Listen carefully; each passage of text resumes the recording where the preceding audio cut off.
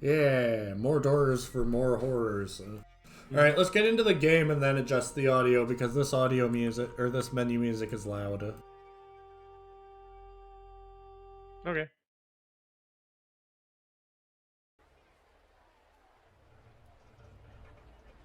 I need to wash all my eyeglass microfiber cloths. Gotta do that one of these days. It's just a pain because you gotta hand wash them.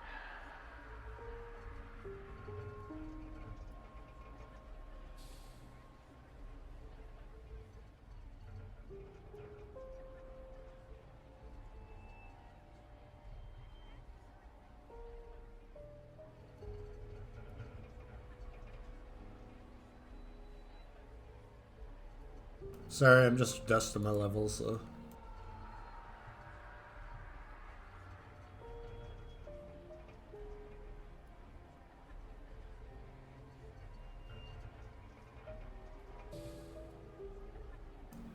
Alright, that should be better on my end. We'll have to wait for Chris to find out. Okay, it's.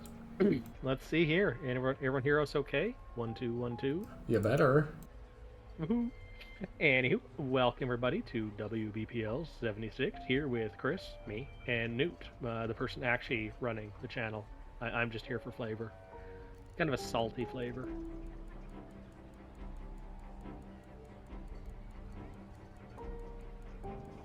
Oh,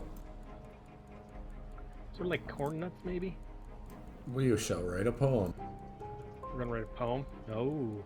Wait, I feel like I can use Fragments of Epiphany for something.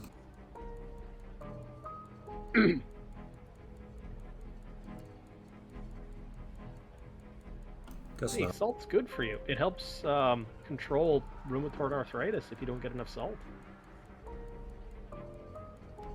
I think.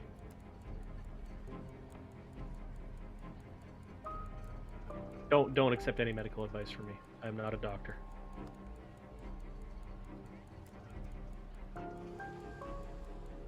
What else? I had to throw away my trash can today because I dropped it when I was taking out the trash. It was annoying. Read our meditative elegy, The Killers of Vex. The killers of Vex.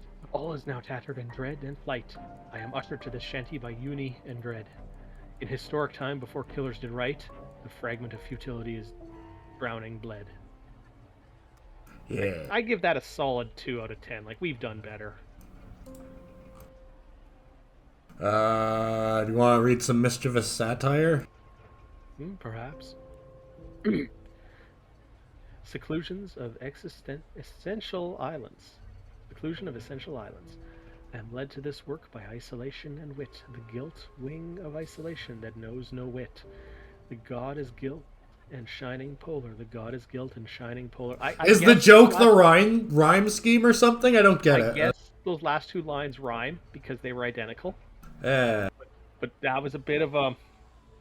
Like that one rapper that rhymed the N-word with the N-word. Brilliant. I would put that at a solid half star out of 7.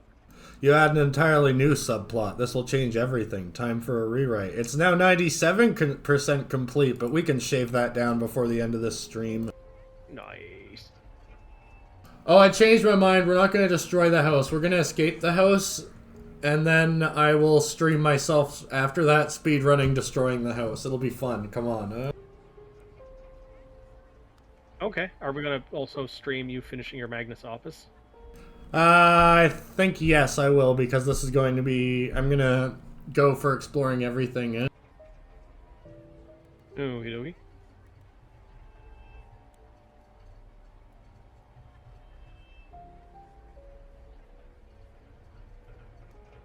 Sorry, I'm just, writing poems. That's all good. Holy crap, that's a lot of apprehension.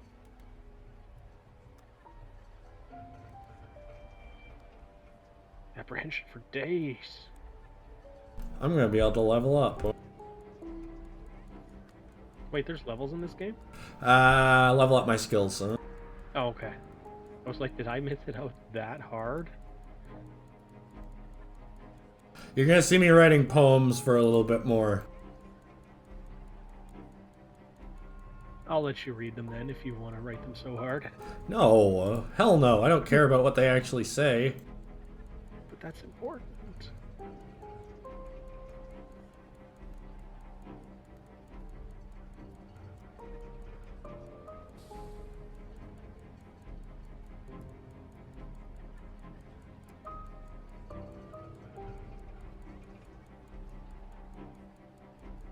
I already went for a walk, obviously.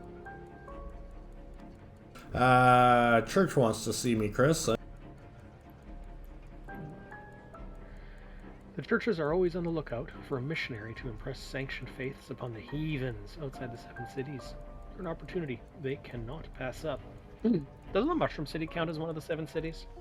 No. Missionary work can be extremely dangerous, the letter warns, and proselytizing for the sanction can land you in hot water. Maybe we should do that in the colder outskirts. But proselytizing as God in distant rooms will certainly further their interest in you. And once you have enough of a god's attention, that god may bestow their favor upon you.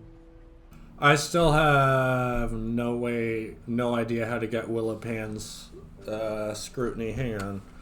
I'll put that to the side for now and then message the expert on the matter. Okay, sounds good. How's everyone doing today? Grimace, Zenith. I'm gonna pronounce your name wrong. Zergov Brommelstein. I like that scrutiny is how they define a god liking you. Like the only thing that matters is that they actually notice you and are paying attention to what you're doing. I mean, it's a conflux of influences, isn't it? That's all it is. I guess. Good or bad, it's your choice. Let's buy a new boxcar.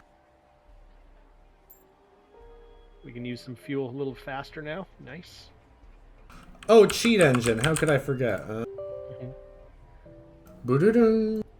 Oh, Zenith, like you're talking like computer drawing or hand drawing? Because drawing is hard. New graphics card. 30% faster. I definitely need a new driver. Oh, you're going to go right to the 3D models there, Zenith. Nice. Like, I'll admit my art capabilities involve adding things like strokes to PNGs in OpenCV. That's about that's where I cap out. I can do some fancy stuff with FFTs, but not much more past that.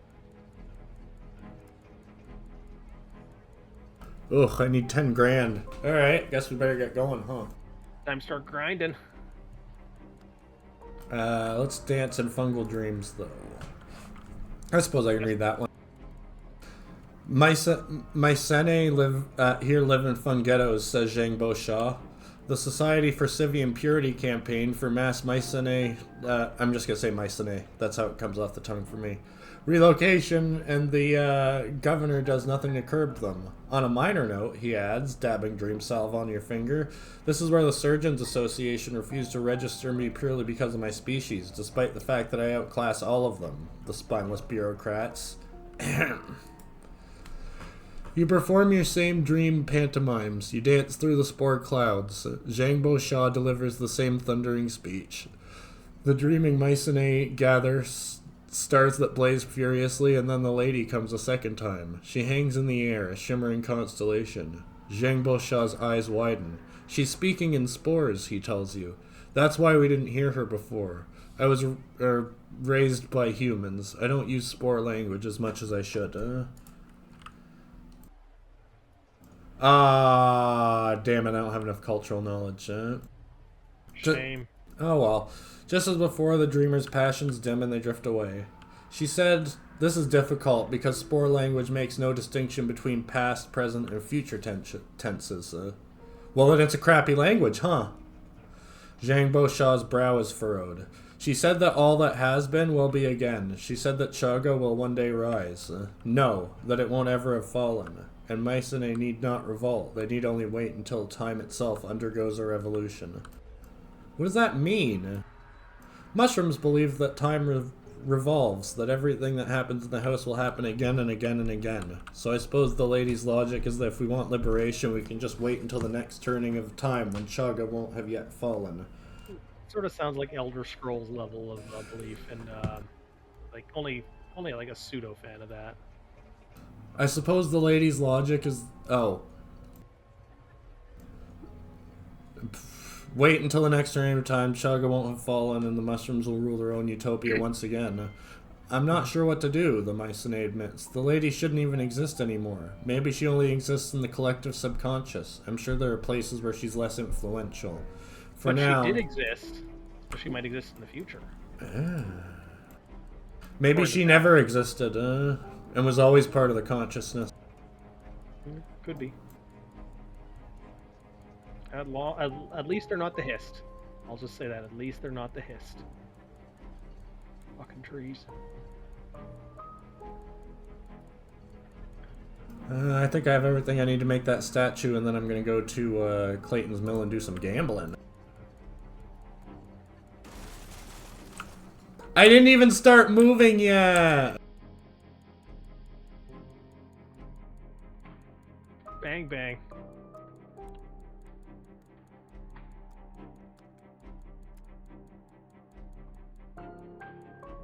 Oh. Okay, I clicked the wrong button, but you might as well read about flirting with Tybalt. When Tybalt realizes what you're implying, his eyes go wide as saucers. My father betrothed me to a baroness's daughter when I was 7, says Tybalt ruefully. I don't think he would be happy if I was in a relationship with anyone else. Sorry. He awkwardly wanders off. You leap around a corner and shout at Tybalt. He faints immediately and must be revived with smelling salts. Again and again.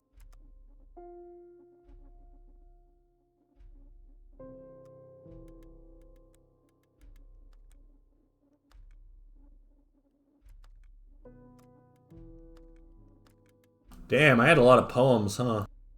Mm-hmm.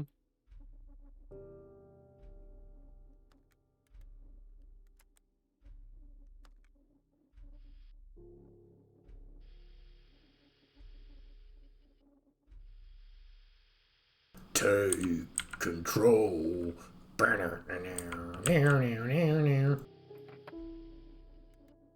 I found no book. Sad.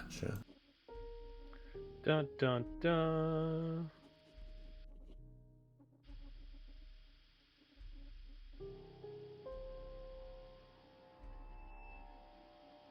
So, to refresh everybody's memory, Abja is the god of nothingness, and in the statue garden of all the gods, they just left her plinth empty. But we don't think that's enough, so what we're going to do is we're going to make a sculpture of nothing. We're gonna make it more empty. Further the emptiness. Make it so people like just feel inui and nothingness when they gaze at it. I've never had that happen before. It takes you a long time to find someone standing out in the open. The young woman looks at you in fright as you ask her for the truth of recent events. She hasn't heard much, but it's enough. Her eyes scan the skies furiously as she speaks. Without a moment's hesitation, she even tells you something of the latest activities of the mad angel Zeraphael in his shattered tower. In a dread whisper, she speaks of his barely comprehensible ravings, which echo over rooftops and into dreams. As one does, Makes sense. I don't want a passenger. The young man stumbles down the street, his eyes raised fearfully to the ceiling. You catch him before he runs directly into you. The coolness of his skin immediately informs you that he's a ghoul, recently risen, too. He does not seem to have decayed even slightly. Help, he gasps. They're after me. They want me dead. Again. I have a special place in my heart for ghouls. You keep a sharp eye for angels overhead, and you duck down covered alleys and under arches. There are a few close scrapes, but you successfully smuggle the ghoul back to the kinetipede. Thank you, says the ghoul. Now please, I know it's so much to ask, but take me with you. Take me to the City of Keys. I want to start a new life there. Yeah. And start a new life you shall.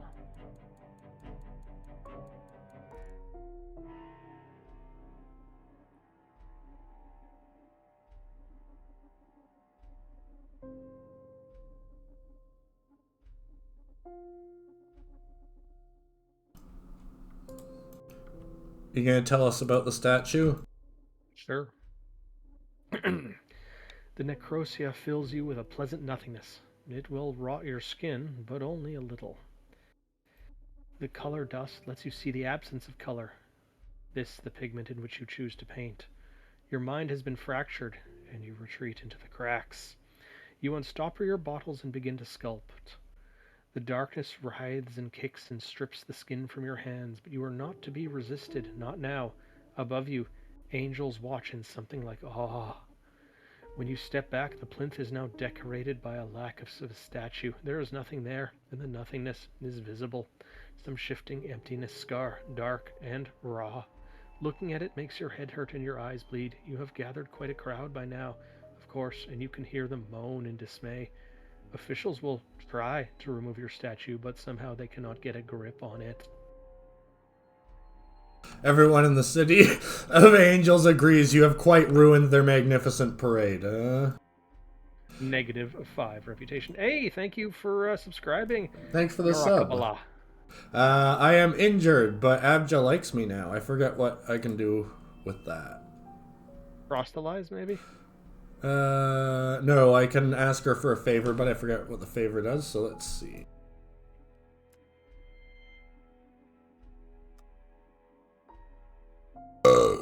Alright, I need soap. Holy shit, I just need a bunch of drugs and... Oh. Yeah, and terrible secrets and stuff. And a hideous revelation and a fragment of epiphany or two. This stuff, you find fine just sitting on the ground. Of course.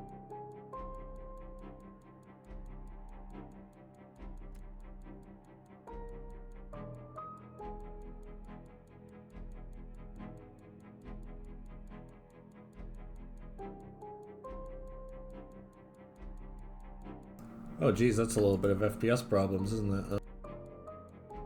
What did you do? I'm just running it at 3 times the speed it should be. Did you cheat engine it a little too hard? I'm gonna set it to 2 times though.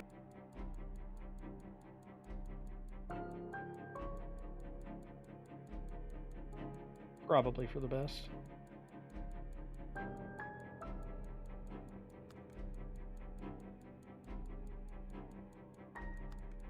Oh, the map's just always slow. I forgot about that.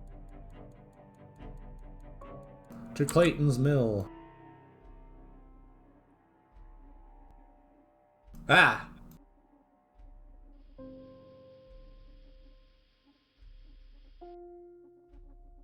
Gonna go for another plinth.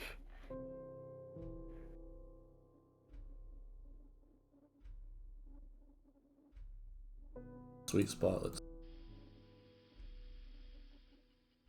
tear it down. Oh well. Ow. Nothing. My bottom. I bonked my bottom on the boulder. As you do. As you do. I booped the boulder with my butt. Oh. Hey! Caroline Belch, our swabby, finds a book lying on a miraculously untouched shelf. Arcane Codex. I'm going to use that to cause problems.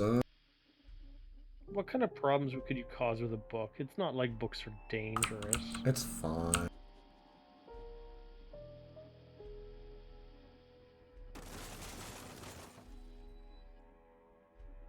What did I hit?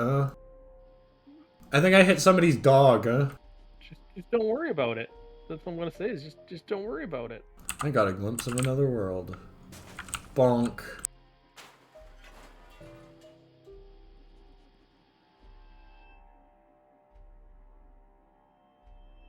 And if you did hit them, they were in the way, and it's their fault.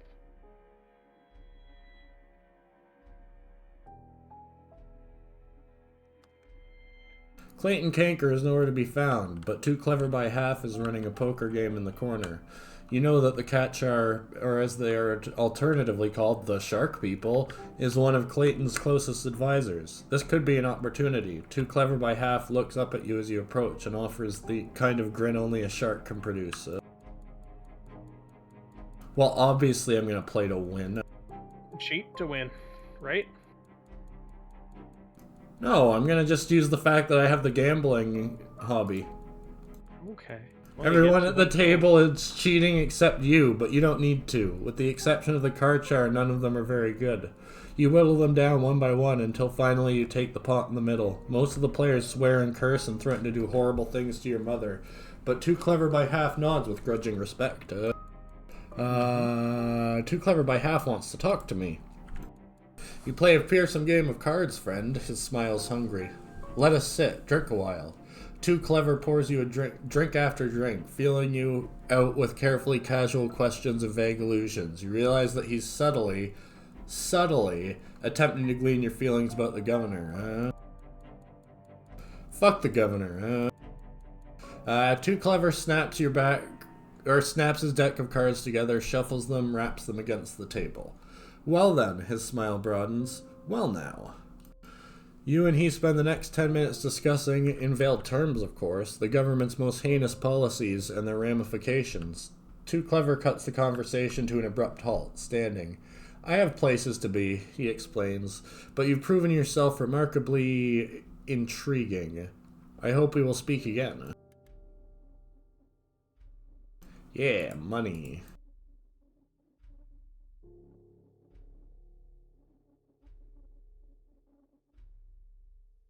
I could sell him my dread machinations, but I think I'm going to hold on to them.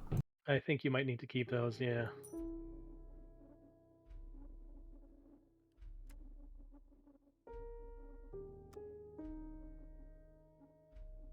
I don't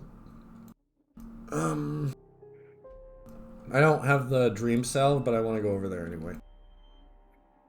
You know what happens if you go over there without it? I just can't dance in fungal dreams like what's his face wants me to. Ah. Boo.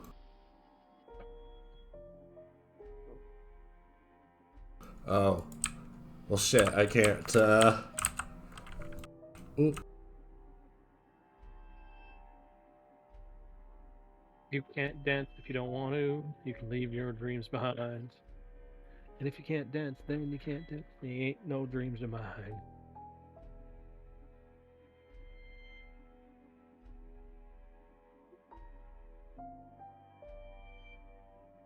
Alright, we'll do stuff in this area for now. Do a little exploring, go to Twin Flower Rest. Well, look at all those tiles we haven't been to. We have to be to all of them.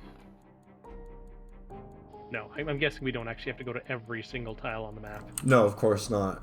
Especially since there's already a map I have on my other tab open. No. But what about the achievement? The achievement! There's an achievement for hitting every location, not every cell. That's probably for the best.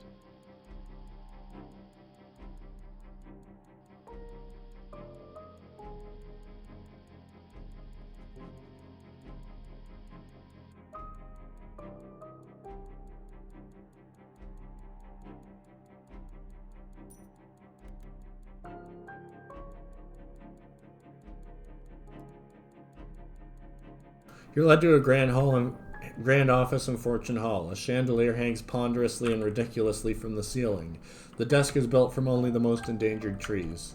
A pinch-faced old man sits behind the desk, flanked by two scribbling scribes. His eyes are hidden beneath circular, dark glasses.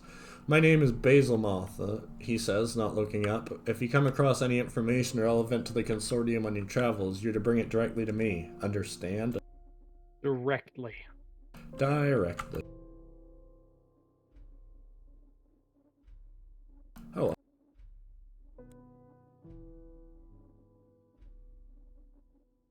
I'm sure he wouldn't mind a slight detour in that state of plans.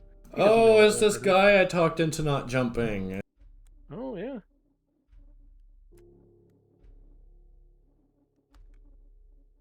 Fine, fine. He steps delicately down from the railing and then collapses, a sheen of sweat on his brow. Whatever lives below, it's waiting. Tell those cosmonaut fools that it's waiting, and not for them. He hurries away. Cosmonauts? You look them up, a little-known group of enthusiasts who want to descend and explore the abyss beneath the city of bridges. They sound interesting. That's who I wanted to meet. Tell us about the cosmonauts. The headquarters of the Chasmonauts juts out over the abyss like a great concrete beak. As you approach, you can hear the squealing of metal under immense pressure. A vast winch spins overhead, accumulating a colossal knot of chain. Something is being reeled up from below. Your knock at the door is answered by an old man. A plate of twisted iron covers half his face like a scab. "Come in," he urges. "She is almost here." The other Chasmonauts are similar figures, worn down, with lumps of metal clinging uselessly to their bodies. They stand around the opened hole in the floor, staring down into the ink-black depths. A mile-long chain dangles down and disappears into the thinness. Let's wait. We wait a while. The golem turns the winch with mechanical patience. The abyss gazers jostle and whisper. Finally, something parts the mist below. A figure in a heavy rubber suit, crouching in a giant iron bucket. Her helmet is a dome-shaped brass cage. "Are you okay, Greta?" calls down the old man. There is no reply from the Chasmonaut below. "Not a good sign," he mutters as the bucket finally reaches you. Greta is pulled free by a dozen hands and laid out on the floor. The old man checks her breathing, but she is totally limp. "The metal has her. It's burrowing toward her heart," he announces. "We need to cut it out of her. Quick!" Sure, why not? You sterilize the knife, order the panicking Chasmonauts out of the room. The metal is below her ribs, the old man tells you, growing. You cut away under Greta's suit and carve out a broad square of her chest. "Hurry," he says. "She will be dead in minutes." With a thud, your knife hits bone. Saw through her ribcage. Ignore the blood. There. With a clang, your knife hits iron. You dig under it with the blade. You lose your grip. The handle is slippery with blood. "It's too late," says the old man softly. He reaches up and closes Greta's eyes. See how far the metal has spread through her body? It's reached her heart. Screw it. Let's do it again. Hey, Cordemus. How's it going today? We just did open heart surgery, and we had a cataclysmic failure. With a thud, the knife hits bone. Saw through a rib cage. Ignore the blood. There. With a clang, your knife hits iron. You dig under it with a blade, pop the metal free from its bed of gore. It bounces across the floor. One of the Chasmonauts rushes back. A real doctor is on his way, she says, to deal with the gory aftermath. "Now she might live," says the old man with relief. "Watch out for that metal. The lump of iron on the floor has started extending tendrils. Oh, goody, huh?" That seems like something you don't want. Alright, now you can continue reading. The old man delivers a speech to the assembled crowd. Chasmonauts have been coming back with worse and worse attacks of the metal, he says, and next time there might be a death. He cannot allow the club to continue. It shall be disbanded at the end of the month. After, the old man taps you on the shoulder. "I never got to introduce myself," he says, shaking your hand. "I'm Anton. Thanks so much for saving Greta's life. We owe you a great debt." One of the Chasmonauts bends and picks up the twisted chunk of metal with tongs. Its stringy tendrils wave languidly. "Throw it back down where it came from." What is that metal? "Hi, Amar. Nice to see you." We don't know," says Anton. "All tests identify it as ordinary iron, but there are flying things down there in the dark, and if they get a scratch on you, the metal latches on, starts to grow." Why do you send people down into the abyss if it's so dangerous? "Same reason you explored the house, if I had to guess. Curiosity, bravery, foolishness." So the Chasmonauts are shutting down? "Afraid so," says Anton with a shrug. "We send any more people down in those rust buckets, they'll just keep coming back hurt. What we really need to do is build a proper machine, something that'll protect our Chasmonauts at any depth, but we don't have the materials or funding." Fuck it, I'll do it. "Really?" Anton brightens. "Well, I've drawn up blueprints for something I think to keep us safe down there. Always thought it was a bit of a fantasy, but..." He began rummaging through his desk drawers. "Ah, here we go. The Chasmosphere, as I call it." He hands you a crude blueprint. A bell-shaped vessel protecting the Chasmonauts inside with 3 layers of warding iron and witch glass. "Those are the materials I'd need," says Anton. "And a new golem. Poor old bobby pins here is getting a bit worn in the joints." I gotta give him all of it at once? That sucks, huh? "Got a bank." Oh well, away we go. Yeah, I gotta go to the City of Engines and then the City of Masks.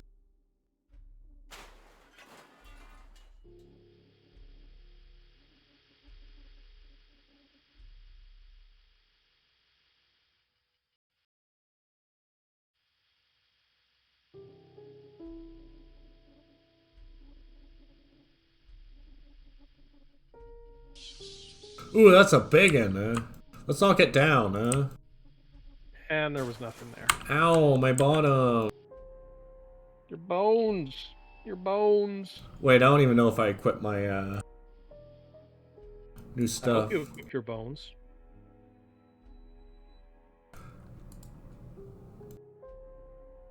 There we go. I forgot to equip the new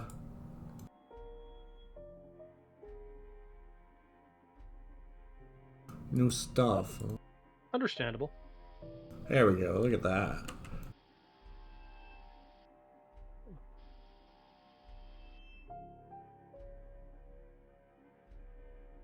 Hey, Angelic Knight. Nice to see you. Glad to have you back around.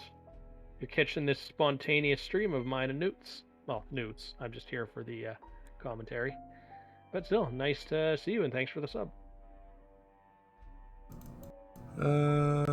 Give us a read. Okay, the city of engines. The street encircles a cog, an upright cog that's half underground. As you walk down it, the ground rumbles beneath your feet. The cog is moving, and it plunges you into the darkness below. In a few minutes before the streetlights turn on, you stumble into an interlocking bridge that drops you into another cog nearby. Abruptly, you have wandered into the hidden bowels of the city, the undercogs, spinning and grinding in subterranean twilight. No one lives down here. No one that above-ground citizens consider important, anyway. Just the desperate and deranged. A bearded old fellow is limping towards you, apparently dressed in nothing but a stained bedsheet. Hey!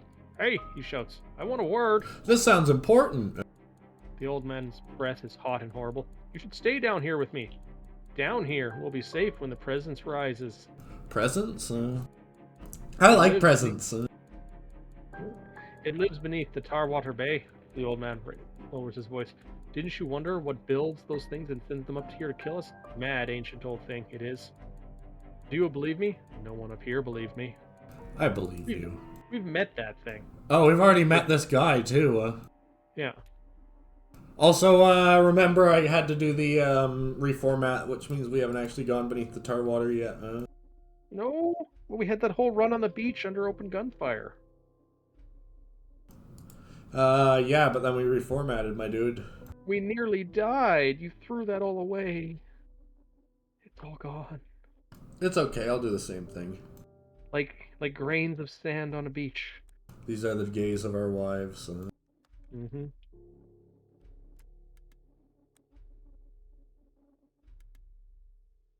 Nope, almost threw that piece of ghost pepper in the wrong bucket. Yay! I did it!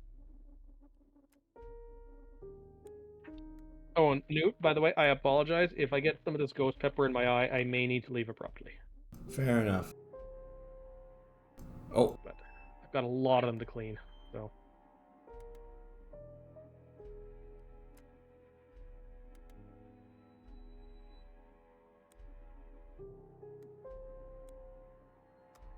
I only skipped through that because we already did that. Yeah, no, I remember.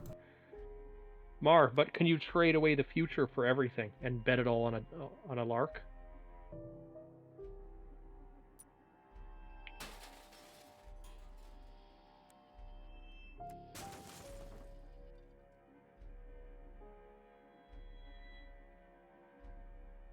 Oh, let's ask him about his old world. My old world was a very dull place in comparison to the house, says Dr. Delgado. All concrete and glass, no magic at all. I suppose I do miss television. You can take him to watch the TV. Yeah, I know, I was just thinking that. I had a family there. I miss them most of all. I miss them so much, my heart flutters. Thanks for your insight.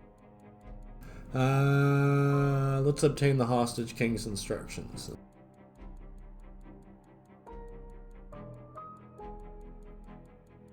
You mind reading it, and we'll take 5 once this conversation is over? Okay. Its exiled majesty wishes you to acquire a shipment of factory goods that are currently being ferried from the city of Keys to the city of Bridges by governor's men, croaks Laplace. They are very rare materials, so don't mess this one up. Acquire, repeats Dr. Delgado. How? Hunt them down and take it, says Laplace, by force, if necessary.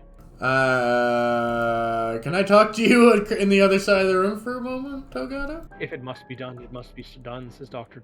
Delgado, fiddling with his tie. I must admit, though, I am discomfited by the notion of attacking some innocent travelers for their goods. Are you sure the hostage king has the best intentions, Doctor?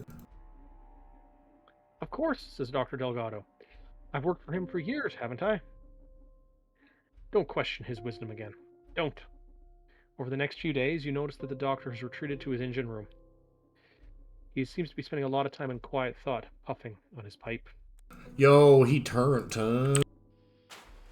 Ow! He might have, guilt or regret. Ow! Why did I grow so many ghost peppers? Aye. What, in real life? Yes, that's what I'm... If you've been hearing any cracking over the stream... I never grow spicy peppers because they somehow manage to infect the non-spicy peppers, like, in that exact generation. Like, not even... That happens a little... That shouldn't happen that fast. I know, it's weird, Yeah. Although plants do have 2 generations from pollination to fruit. The fruit being the first generation? No. There's a micro-generation of about 20 cells between pollination and fruit. Oh, so it can be influenced in the first generation? Yeah, a little bit? Fruit is at least of peppers, fruit is the grandchild of the plant. Huh. That's interesting, and that also makes sense. It makes it a real pain in the butt to crossbreed peppers. Yeah. Or keep the or try to avoid crossbreeding them. Yeah. All right, fellas, we're gonna take 5. Huh? But yeah, I'm trying to make my Ring of Fire peppers a little spicier because they're really prolific bucket plants, but they're just a hair not spicy enough for me. Downside is that it takes about 5 generations of growing the plants, or like 5 fruiting cycles, in order to get a stabilized breed. And I ended up with a lot of ghost peppers in the meanwhile that I've dehydrated them over the past few months, or about a few months ago, and I just haven't gotten down to powdering the remains because I like clipping out the seeds. I find the seeds a bit bitter in these things, but it's such a pain because you rub your eye and then you're in pain for hours. Hours, I say.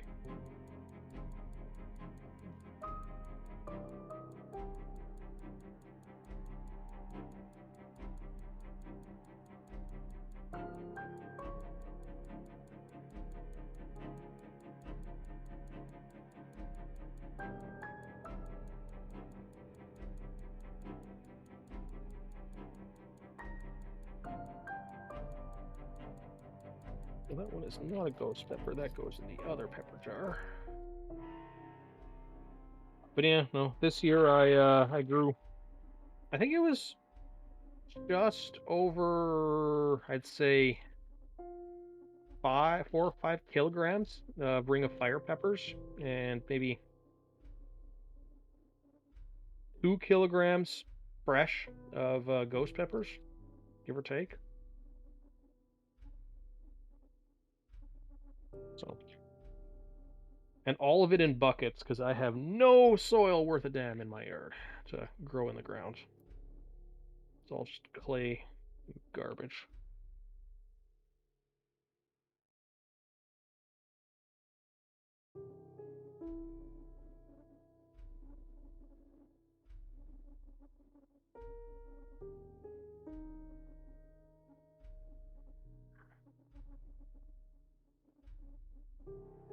The funkiest thing about growing peppers to me was I started getting into it because I wanted to grow paprika powder, and then I found out paprika is nothing but just dried regular bell peppers.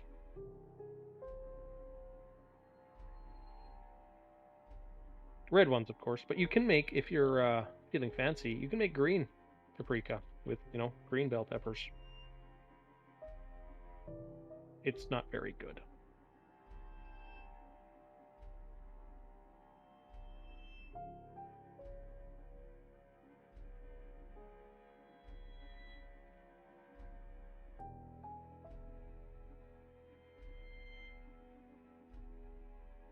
The other thing of note I've discovered last year with drying these big peppers as opposed to the chilies, you really should cut, if you're drying them in a dehydrator or even outside, cut the tops off. Otherwise, the insides will mold, which is annoying and disappointing.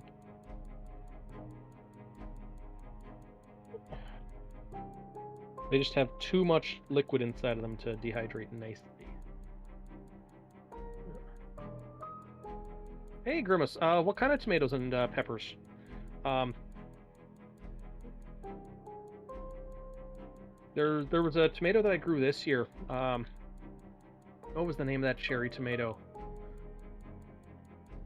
But again, it was a bucket plant because I grow everything in buckets. But I had 4 of that cherry tomato type, and I think I probably grew, in terms of volume, 5 times as much as my other 20 buckets of tomatoes entirely on just those 4 plants. It was stupid. They were fairly nice cherry tomatoes. I had too many of them. I was just giving them away to people. Kind of wish, I could get a Roma plant to grow that that big. Oh, I remember the name. It was a geranium kiss cherry tomato. Each plant would have about between 5 and 10 tresses of tomatoes on it, and each tress would have upwards of 50 to 150 cherry tomatoes on it. My freezer was full of cherry tomatoes. Yeah. Oh yeah, no. Tomatoes are one of those plants that are just sillily prolific.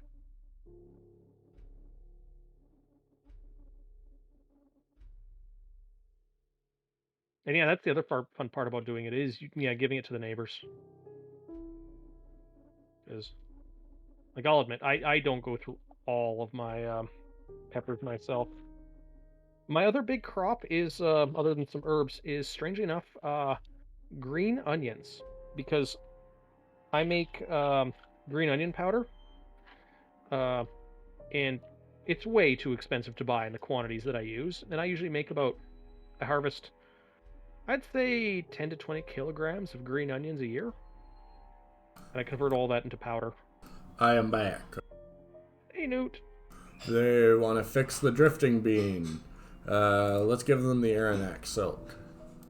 Ooh, what are they going to do with that? Tell us. He holds up the silk and whistles appreciatively. Did you know this stuff can stop bullets? Now we can finally patch the canopy. Here, have some warding iron. Agnes runs her hands over the rune-card metal. Excellent, just what we needed. Let's fix the dirigible. You and Agnes work on the dirigible tirelessly, while Misery Guts watches and occasionally smokes out a sullen cigarette. Finally, after days of sleepless welding and hammering, the dirigible looks almost as good as new. I was wondering, says Agnes when she's calmed down, once the repairs are finished, we'll still have a lot of work to do. If you want to be an investor in the drifting bean, in exchange for a little more help, we can give you a portion of our profits every month. What kind of help do you need? Well, we need hazard coffee for starters, she says. We can get a hold of the regular kind, but all hazard coffee gets keeping bought up by Carol's flag. 5 crates ought to do. I'll need a 3rd good worker, she grins. Me and Misery Guts have the passion, but we can't imagine a whole coffee house on our own. Thank you, she says, grabbing your hand. You won't regret this, she says. Misery Guts shakes his head. You should have gotten out when you had the chance, he says hollowly. I know. I feel no regret for Misery Guts. None at all. A golem? Well, we happen to have one of those. Well, you have a worker for me, Agnes beams. Although I still insist I pay it a fair wage. It's a bloody object, rumbles Misery Guts. We might as well pay the coffee grinder. It's not an object, it's family.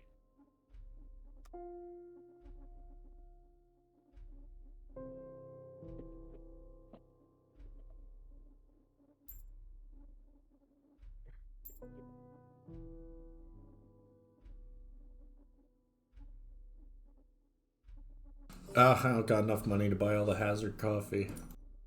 Wait. Money, money, money. Oh, yeah. I'll sell a glimpse.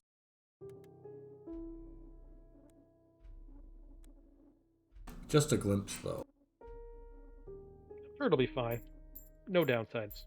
No one would ever use these things you're finding them for nefarious purposes. Coffee! The Drifting Bean is ready for business. Tell us about the Drifting Bean. The Drifting Bean's opening is a subdued affair. A dozen or so spectators come to watch it launch. It'll never compete with Carol's flags, one man mutters. And maybe it won't. But as the bean's shadow falls on the city below, more and more people clamber up that long rope ladder and sit in a rickety table. It's jam-packed, declares Agnes, obviously bursting with pride. Even Misery Guts' frown is half-hearted. It's all thanks to you, Noot. Come back every month for your share of the profit, and this is the least we can do. You glance out the window. The city of masks spread out below you like a twinkling jigsaw. Let's have a celebratory coffee. Oh, I don't touch the stuff, says Agnes with a bright smile. Ate it. Are you fucking kidding me? I can agree with that. Hey, if you're selling sin to people, you don't want to partake of that own sin. It's been a bumper month, exclaims Agnes so loudly that half the customers turn to stare in her direction. Carol's flag had a suicide leech infestation, and all the regular customers come here instead, and we didn't need any repairs at all. You hear an ominous creaking from the hall. Not yet anyway, she says brightly. 180 guineas.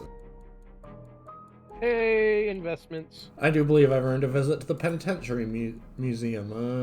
We've already read that one, I guess we have. You seek out curious nooks and crannies, avoiding popular attractions in favor of places that have fallen between the seat cushions of history. A small death church in Grisolia Avenue, shuttered and dilapidated, attracts your attention.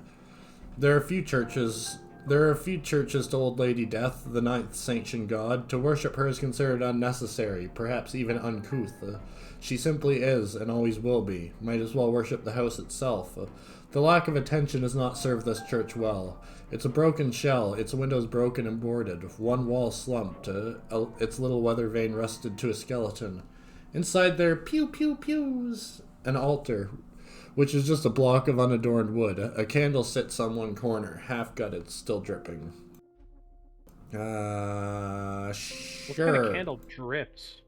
Gallows candles, I guess. Yeah. You light a candle beside the first and then leave the way that you came. That night you have the most wonderful dreams. You dream of peaches and chocolate and wine.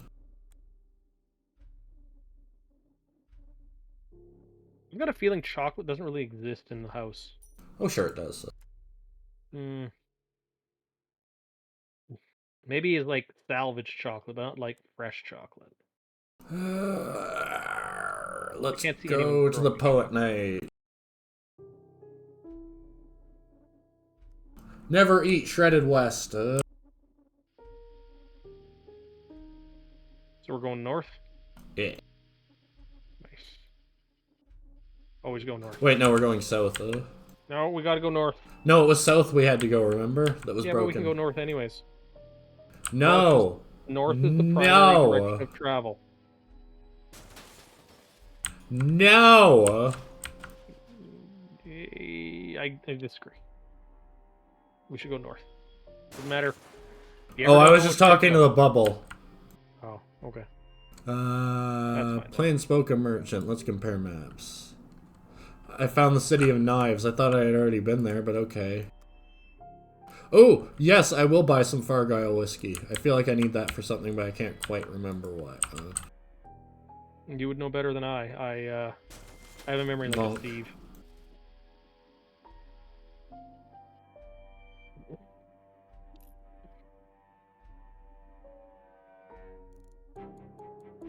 I gotta visit Glitterberg.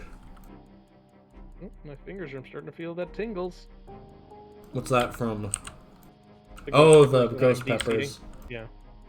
Oh, I'm really sensitive to capsaicin, so I need to wear gloves when I make hot sauce or do any de-seeding.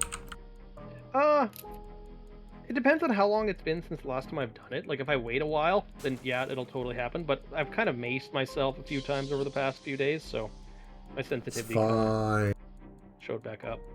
And you know, it makes you feel warm at night, just feeling that little bit of tingling over your whole body. I love just the little tingle on your lips when you eat something just a little bit spicy. Nice. I don't like proper spicy, really. That's fair. It's not for everybody. A little bit of I spicy is good for you, I've heard. I grew up with poor man food, so I enjoy the spicy because it's a way to change up the flavor pretty easy on something that's a little stale. Tell us about Fargo. Oh, fuck. Oh, well, okay, you missed the introductory description, but go ahead and tell us about You Fargo Keep. skipped it. Damn. Fargal keeps spires soar to the ceiling, pale as sculpted wax, around them a moat, glimmering and lethal. That is the silver of mercury, not water. High above you, red pennants ripple in the house's strange gusts and exhalations.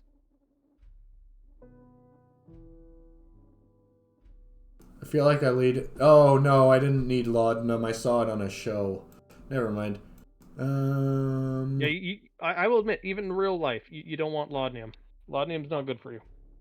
Don't have laudanum. Just depends on if you need something that. If you have a rumbly in your tumbly that only opium can fix. Let's spend an evening with the Poet Knights. Have you heard of my friend Narcan? You spend the evening with Sir Caliphus in his study, sipping fiery whiskey and listening to stories of old battles and accomplishments. He tells his tales with a delighted grin, not at all embarrassed or self-effacing, but nor does he sound like he's boasting. Toward the end of I the can night, respect that. yep. Toward the night, he asks you for a story of your own, words from another world, perhaps. He's utterly silent as you tell your story. When you're finished, he sighs. Thank you.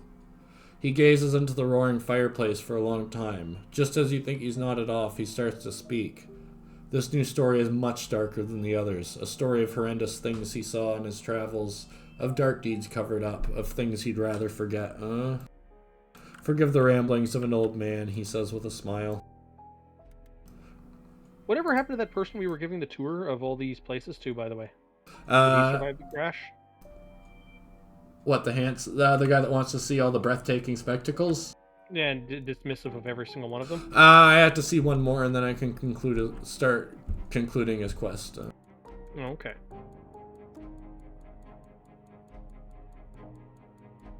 Alright, we're taking that really, really bad guard captain to become a poet knight. Tell us about it, Chris. Lady Juliet oversees the Poet Knight's combat training. When presented with Tybalt, she looks him up and down with obvious dismay. She coughs. Forgive me, she says, but I don't have time to train every wandering novice who comes into the keep. I have enough trainees here already. Please? Lady Juliet sighs. I am a poet, she says, and I know empty rhetoric when I hear it. What if I gave you laudanum? Very well. She assigns Tybalt temporary accommodations with the other squires and tells you to come back in a week. Over the next 7 days, you scroll the keep's ground, befriending knights and watching the squires recite poetry beneath the leaves. Their vast library has no shortage of books to read. You spend every evening at one of the Poet Knight's raucous, drug-addled feasts. Once his week of training is over, Lady Juliet organizes a practice bout between Tybalt and another squire. For your benefit, the squire disarms him instantly, again and again. See, says Lady Juliet, turning to you as Tybalt drops his wooden blade on his foot and hops around in agony. I do not think he's cut out for this life. Tybalt flings his practice sword aside and storms away. He ignores all shouts to come back. Perhaps in the next life. You move to follow Tybalt, but a heavy hand falls on your shoulder. It's Sir Bruin, one of the most respected poet knights at the keep, a squat, muscular man with skin beaten up like leather and truly magnificent hair. Leave him, says Sir Bruin quietly. Do you know what you have in that boy, my friend? That boy, he has a rare gift. In fighting? Sir Bruin looks briefly annoyed. What? No. Tybalt knew his training was not going well. He came to see me one night, drunk as you like, and confessed he never wanted to be a fighter when he was growing up. He had his heart set on a very different career before his father beat it out of him. Sir Bruin stares you in the eyes, dead serious. Tybalt wanted to be a barber. He's damned good at it. Poet Knight runs a hand through his luxuriant locks flowing down his shoulders in shimmering hazel cascade. He had his eye on my hair from the moment he got here. Out of pity, I let him attempt to wrangle it. Magnificence will shatter lesser servitors, you know. He'll devour lesser men. But to my great surprise, he did a finer job than any before him. He is talented. That's just so mean. Why would I laugh? Sir Bruin looks... Oh, yeah. Well, I never knew that. Now go after him, and please, convince him to follow his dreams. His destiny is in a barber shop, not aboard a canetipede. The poet knight turns and stomps away, hair rippling behind him like something alive. Tybalt, come back. So you know about barbers historically, right, Newt? I know they pulled teeth, but what else? Well, they were straight up surgeons. Huh. Like a barber, especially doing shaving, it was not impossible that they might nick the neck. So they were also taught how to do stitches. Ah. And every town needed a barber, but not every town had a vet. Try as you might, you cannot find Tybalt anywhere. When you finally return to Canetipede, your crew tell you that he got back before you, but he's locked himself in his quarters, stewing in fury and self-loathing. You'll have to speak to him later when he's calmed down. Alright. This is my Canetipede. I can get to go where I want. Now get your... Yeah, let's not do that. I suppose I have the fuel to do a little bit of a southern exploration, don't I? If you think so. What's the worst that could happen if we run out of fuel? I got 74 fuel. I think I'm good. Or I think I'm good. What's the worst that could happen? Yeah, I'm pretty sure the barber was the surgeon. Yeah. Not the dentist. It might have been, like, again, it depends who all was in your town, too. Like, if you didn't have a blacksmith in town, which... maybe. I don't know, depending on the year. Let's talk to Tybalt. Who told you that? Tybalt turns a deep shade of red and punches at the wall. It was Sir Bruin, wasn't it? Damn him, I told him that in confidence. Never trust a poet. Is it true? Of course it's true, let's face it, I'm not very good at this. He looks glumly at his rifle, sitting half disassembled in the corner. What's the appeal of being a barber? Oh, the fame, the money, the glory. He crooks a half smile at you. For years, my brother cut my hair. He was a dear old fellow. My butler cut my hair. He was a dear old fellow. Name of Hemming. He smuggled me lollipops and taught me how to click my fingers and flip a coin and shuffle a deck of cards. He was a good man. The sharp breath smell of cologne, the scrape of a razor through foam, the delicate business navigating a bumpy skull. Tybalt shivers happily. Hemming would talk about it like it was an art, and I loved to listen to him ramble on. I begged him for days, and he finally let me give him a short back and sides. From then on, I cut his hair, and he cut mine until my father found out. I don't know what happened to Hemming after that point. I went to the thin place for a while, and he was gone when I was allowed out again. I was doing commoner's work, you see. Follow your dreams. Are you sure? Tybalt looks at you momentarily full of hope. He scratches his goatee. It would be a disgrace on the balsamic name, on my father's name. Good, He brightens, looks suddenly anxious. Oh no. What if I've forgotten it all? Can I practice on you and the rest of the crew? Hell yeah, you can. Tybalt pushes you into a chair and immediately starts retrieving the barber implements that had been hidden around the room. Of course they were. He pulls scissors from under the bed, a razor from inside a hollowed-out book, a bottle of perfume from behind the mirror. You'd think it were pornography. Yeah. He circles you like a hurricane, scissors a steel blur, razor a flash of silver. You are spritzed, pampered, and ruthlessly cared for. And he chats merrily away all the while, his morose awkwardness falling effortlessly away. He ducks your head underwater and lathers your scalp oh so gently it sends you to sleep. By the time you wake up, he is finished. He spins you around and holds up a mirror. Your hair looks outstanding, better than you've ever seen it. Some people are barbers and some people are born to be barbers. Yeah. Tybalt sits your crew down one by one and fusses around them relentlessly, curling and crimping and dyeing and snipping. At first, some are suspicious or dour, but Tybalt chats to them with such earnest good cheer and treats their scalps with such scrupulous care that everyone is won over. By the end of the day, all your crew are sprouting trendy new hairstyles, and they're singing, joking, falling over each other with laughter. The absurdity of the entire affair has brought them together, and just for a few moments, pushed back the dark. That's enough.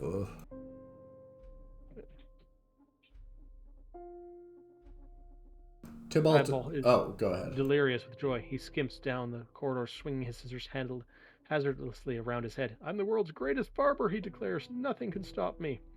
He grips you by the shoulder, eyes blazing with a feverish light. We need to go to the city of keys. I'm going to confront my father and tell him what I really want to do with my life. If he doesn't like it, he can go straight to hell. He Yeah. came out of the barbershop Closet. closet. Yeah. Um. Yeah. Mar, I that could be the case, but you have to remember, you could also purchase at a certain point in time, you could be able to start purchase blanks, and you would just fit the right size blanks to your horse rather than have them customized each time. I don't know when that started to be popular though. It wasn't. I know it wasn't early on. It was like later on.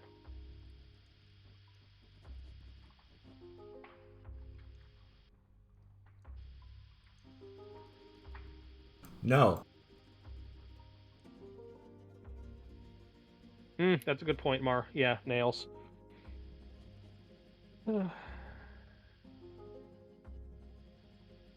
Gotta make those nails. Oh dear. Bit of a crunch. Maybe mercenary. Flee! Ooh, you guys are gonna love Bodax gaze. I hope you like eyes. We've been here before, haven't we? Nope. I remember this. Nope, we have not. Dozens of colossal eyes stare from the ceiling. Let's examine the gaze. No. This is too far out of the way to keep coming back to. After a full day of painstaking notation and poring over books of ciphers, you conclude that Bolak's gaze is definitely trying to communicate. The rhythm of its blinking is too formulaic. The same few patterns crop up again and again, but it's a complex code. It'll require a great effort to decipher. You're not even halfway there. Whoa.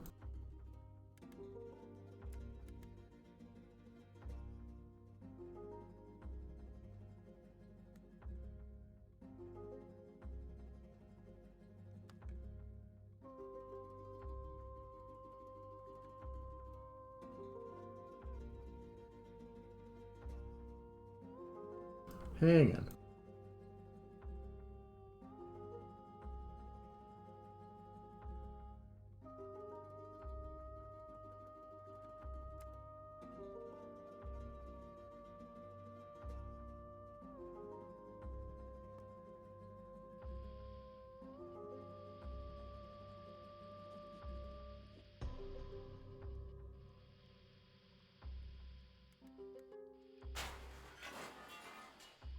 It's a lot of banditos.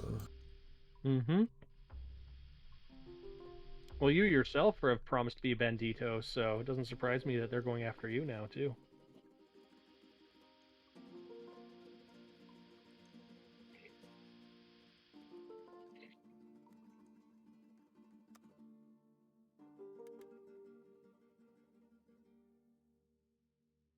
Where did I unlock the Jagged Sands? Oh well, I'll take your word for it.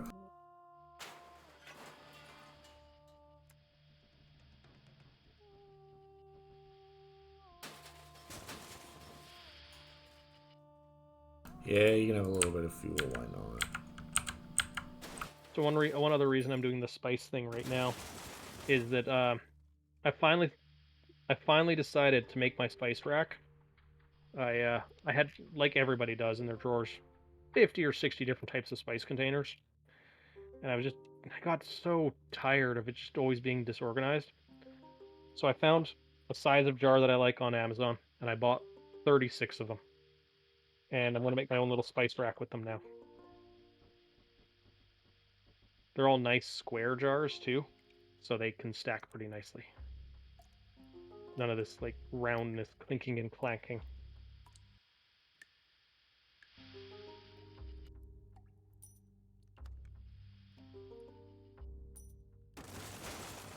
Ow.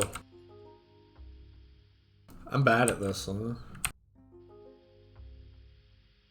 worry. Not everybody's a good driver. It's a toe. Actually, it kind of looked like a Mogus. Maybe. I haven't not played that game enough to reflexively notice them. A Mogus. Yeah. Grimace, they're kind of like The ones I got are called a French jar. There was some that were 17 ounces, just over 2 cups, and they're just perfect for most of my spices.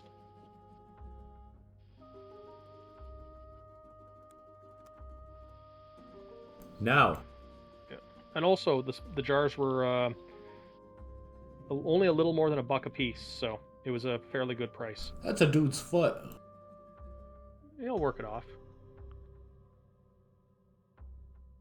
The city of Keys had 3 colonies: Vex, New Frontier, Recalcitrance.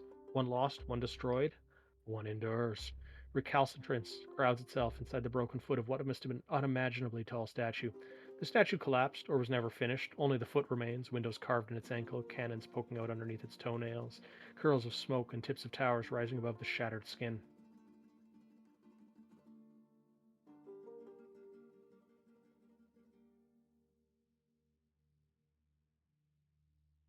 Zenith, hex jars are nice for that, but like I'm planning on having these all sit on their side and kind of like angled into my kitchen cabinet.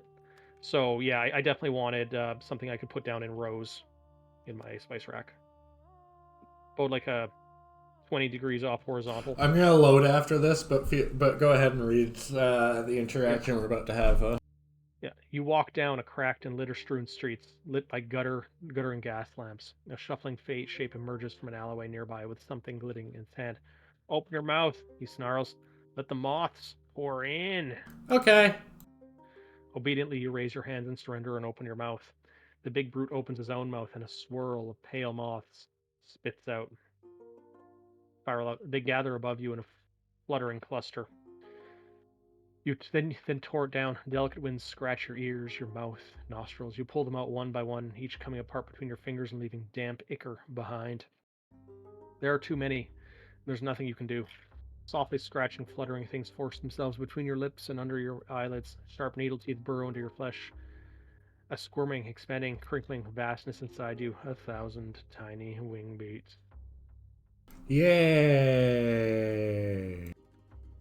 You are now injured.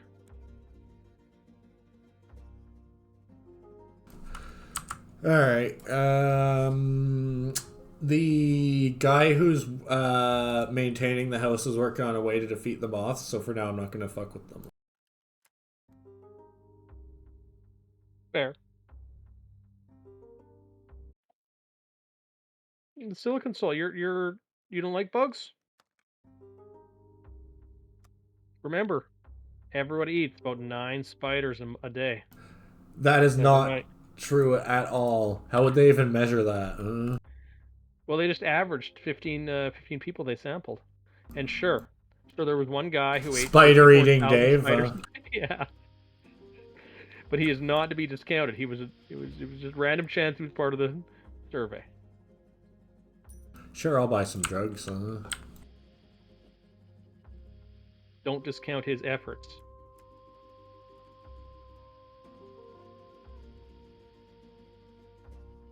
But hey, like, if you like Smarties, you are a bug connoisseur. Because the red pigment in Smarties is made from shellac, which is basically bug tunnel. It's not exactly bug, but it's like bug sweat. It isn't bug sourced anymore?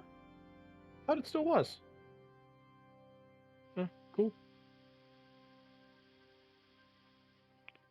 Another thing that used to have a sordid history of production is white sugar.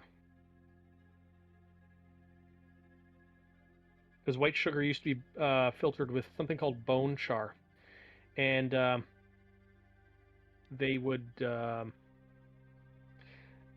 use artisanally sourced and naturally acquired cow bones to create the bone char. AKA, they would let the animals die in a field and would then harvest the bones, then burn them. This was, as you can imagine, a source of illness transmission. All right, fellas, let's take 5. You gonna take 5? Okie dokie. Yeah. Enjoy your 5. Yep.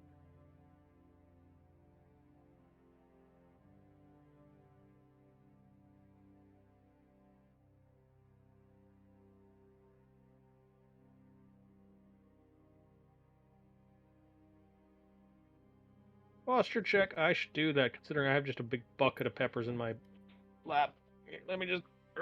Ugh. Yeah, that feels a little bit better already. I was slouching. I have I had to make a new setup for my desk because I had to make a new desk recently, and it is significantly better than my old one, but it lets me slouch now, whereas my old desk was so tight I couldn't slouch. So I have to check that a little more frequently. Thanks for the what do you call those things? Action? Yeah, thanks for the action.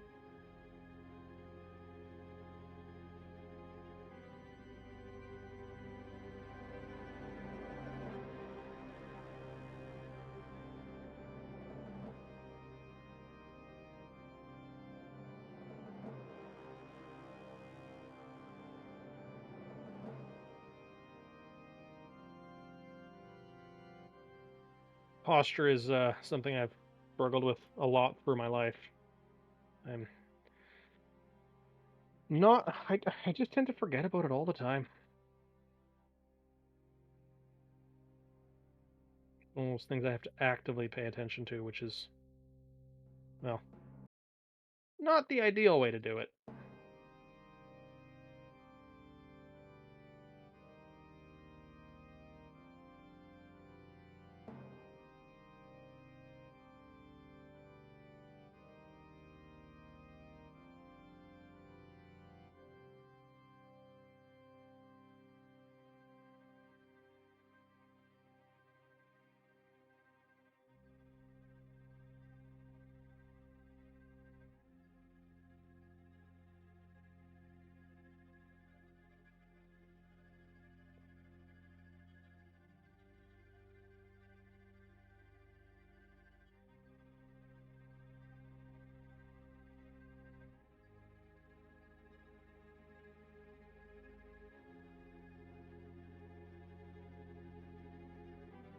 One other downside about making my pepper powder, like I will be over the next few days, is that once I start making it, I don't want to stop using my ice grinder for anything else other than making peppers until it is done, because it takes. I have to wash it probably about 3 or 4 times and let it dry each time. So the next thing I grind in there doesn't also taste spicy, because it doesn't take much. And when you have let's say ironwork tea or like mint tea and it's like burning spicy, it isn't quite the same. It's kind of awful.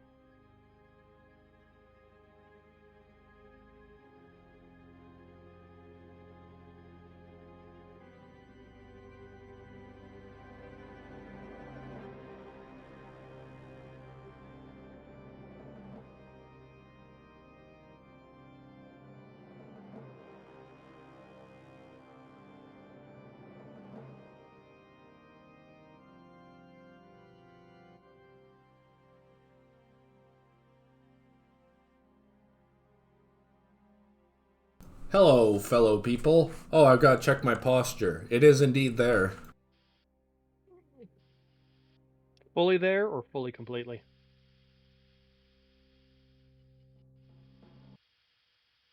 I was about to go towards a wall. I'm not sure why.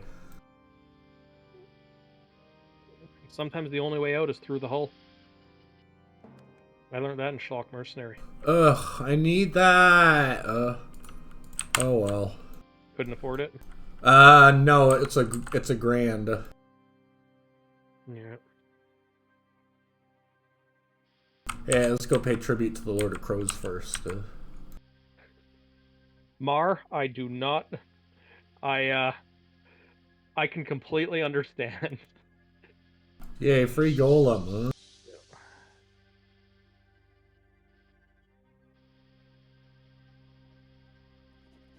I have to ask my roommate if everything's. I like to ask my. I should say I like to ask my roommates after I do any pepper work just to make sure that they can't smell it anymore because.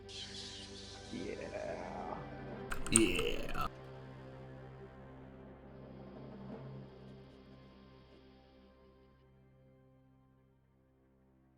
Tell us about the memory thieves. You, the ghoul captain, shouts down, brandishing an open memory box. Give us your memories or we'll take them by force. Ghouls gain no excitement for drugs. Bursts of chemicals fail to stimulate their inert brains or their sluggish brown blood. But the memories of the living provide a similar effect.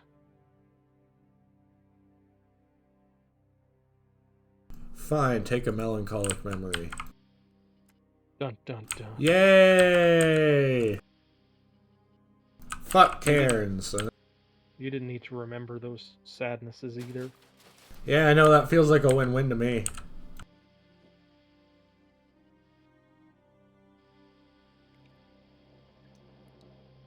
Christ, I got a really high amount of spirit. Is it actually like really high or is it just high for this point? High for this point, decent overall. Okay.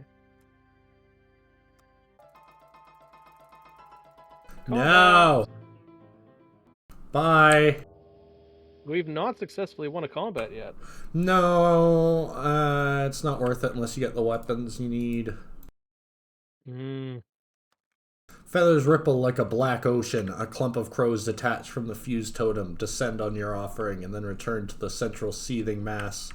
That night, you dream of a poker game with shadowy figures. 3 of the common suits are replaced by skulls, clown faces, and clocks, although the hearts remain the same.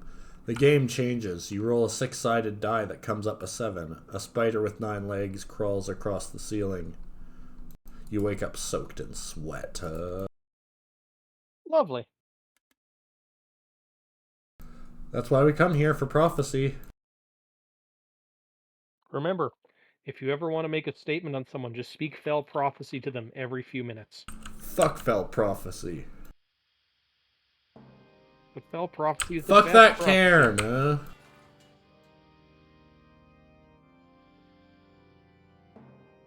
As it is written, as it should be done. Spectres hang at the edge of your vision. When you try to catch sight of them, they withdraw like morning mist.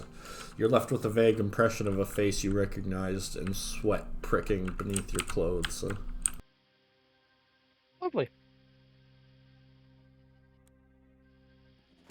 Bonk. You just bonked into their patrol. And then you left.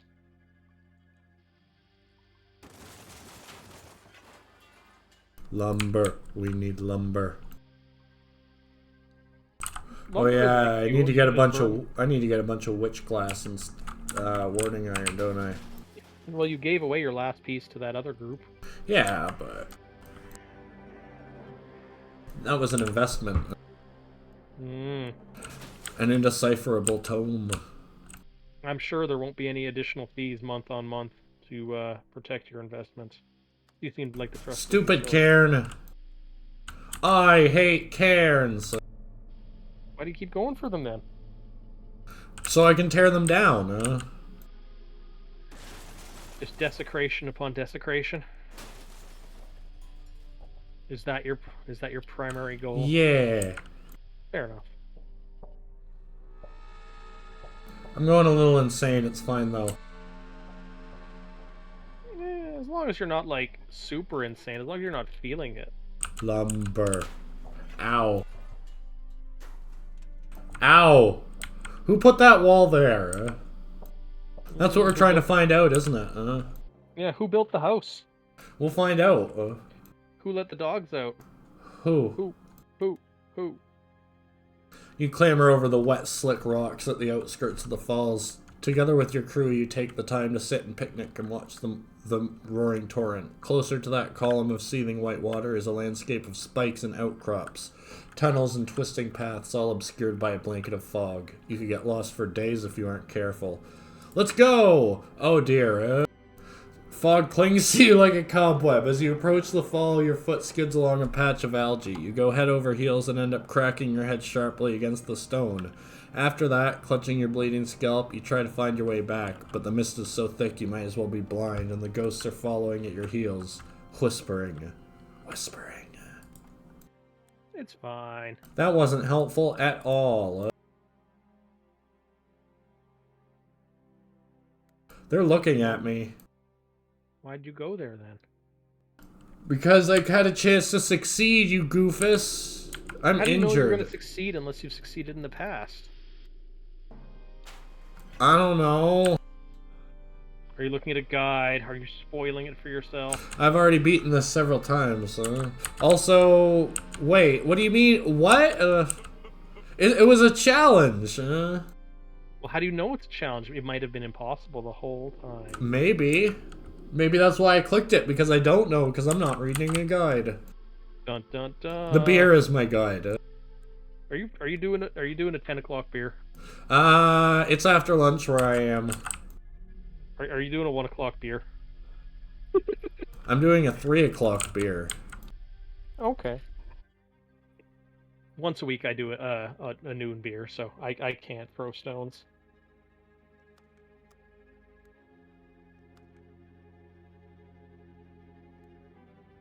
Gotta get that stout.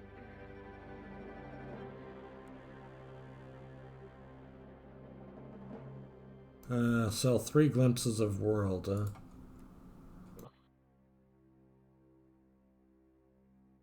Ghosts bring you the minister's tribute. She gestures you to eat the maggot-ridden banquet, should you desire. Sure, I'm gonna fail, but why not? Oh, I passed. Okay. Congrats. Maybe it has something to do with all the moths in you. Oh no, I loaded, so I don't have moths. I don't remember you loading. Yeah, I did. Let me read the distinctions. No moth eaten. Oh, okay. I must have missed that. Sorry. Read the thingy. At first, your gaze. Sorry. Your gaze doesn't waver from the minister's face as you begin to pick at the feast she's laid out for you. Maggots pop up beneath your teeth. You crunch at the lumps of concrete gristle, unleashing bursts of sticky, foul rot within. As you eat, a pressure builds inside your skull. Your eyes roll in your head. When you recover, the silent hall is lively. Bards are singing. Hundreds of revelers in dark clothes chat to each other pleasantly, and at the back of the table is the most beautiful woman you have ever seen. 7 other aristocrats are seated at her side. Laid out across the length of the table is the titanic corpse of a god, magnificent and abhorrent. The beautiful woman raises her glass. A toast before we feast. Democracy, to the end of all tyrannies. To the god whose flesh will kill us, but only for a moment. Then you awake back in the minister's silent court. More, I did get peppered, yes. The ghosts hang in idle, idiot droves. Minister gestures for you to... Oh, you don't need to worry about that now. Oh, okay. Oh, I can eat from the rotten feast again. Double down. I failed. Tell us about it. At first, your gaze doesn't waver from the minister's face as you begin to pick at the feast she's laid out for you. Maggots pop beneath your teeth. You crunch at lumps of concrete gristle, unleashing bursts of sticky, foul rot within. The disgust overwhelms you, followed shortly afterwards by vomit and unconsciousness. You spent 4 days in the hospital. The doctors tell you that you were lucky. You are now maimed. Oh, well, let's do it again. Can you die from this? No. I got a mind-shattering disruption. Do your wounds have any effect on anything? My likelihood of dying in combat.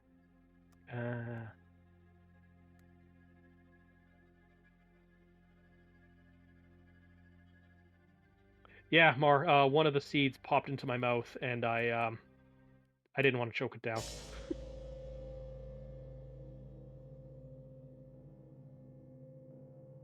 How many hideous revelations do I have? Oh, that sucked. Just the one. I'm gonna mute myself for a second. I'll be right back. Alright.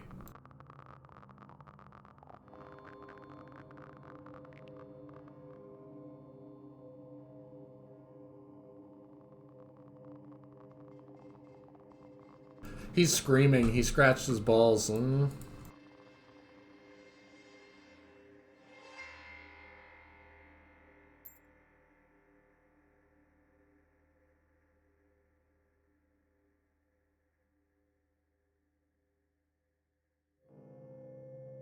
They call me old bombastic.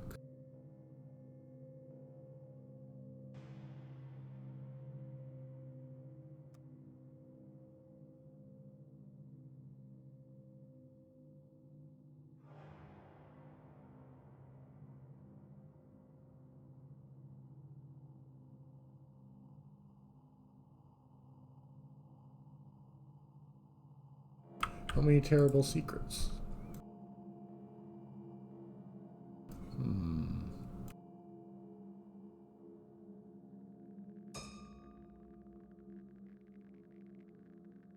Oh well, I might as well go. I might as well grind while I'm here.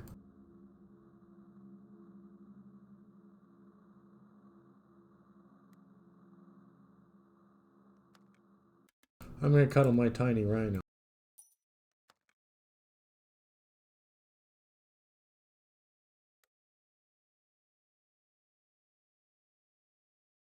Let's go to Twin Flower Rest.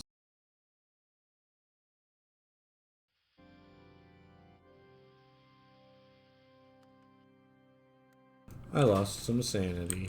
Ow.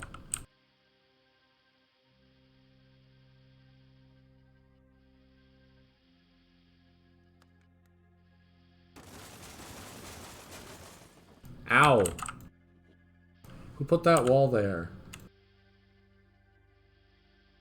I'm gonna assume I'm back. I'm gonna assume it was the lady who's stapled to a tree. The tomb snatched from another world. There's still grave dirt heaped beneath the headstones. A skeletal hand pokes up. Time to do some grave digging. Dun dun dun. You crawl into a stone cenotaph and find a beautiful jeweled reliquary. The finger bones inside are scrimshawed, a single phrase repeated dozens of times in an unknown language. Seems encouraging. Did I miss anything, by the way? No, we're just making our way to Twin Flower Rest before we head back to the City of Keys. Sounds good. I was not able to get enough warding iron. It's too expensive right now. How much is it? 360 each. Do the prices change? Only based on story, and I don't think it changes ever over there. Okay.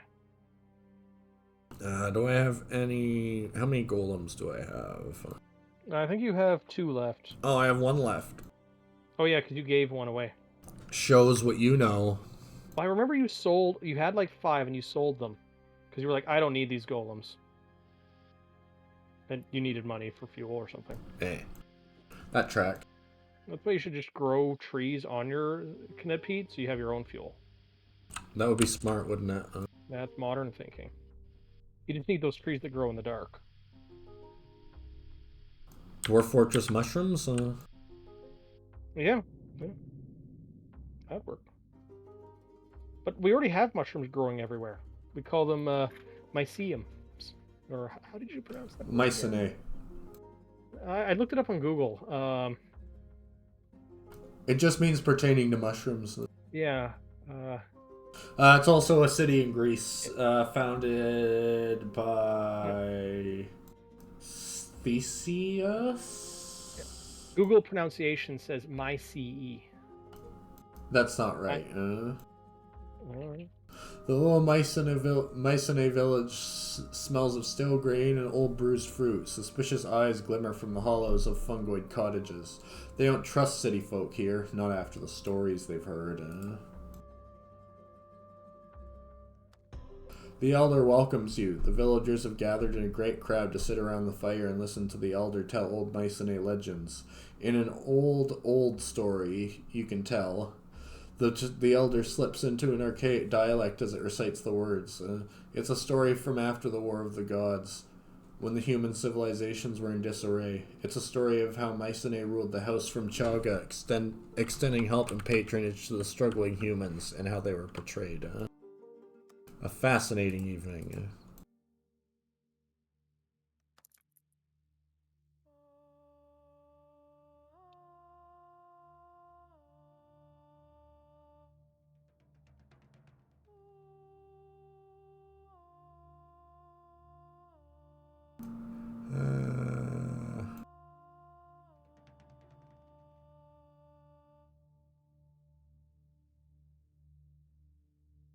Let's travel through our fetch mirror. Let's save some time.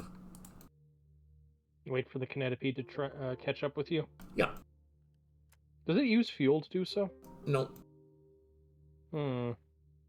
Weird, but okay. Shut up. We don't need that extra shit. Uh-oh. God damn it.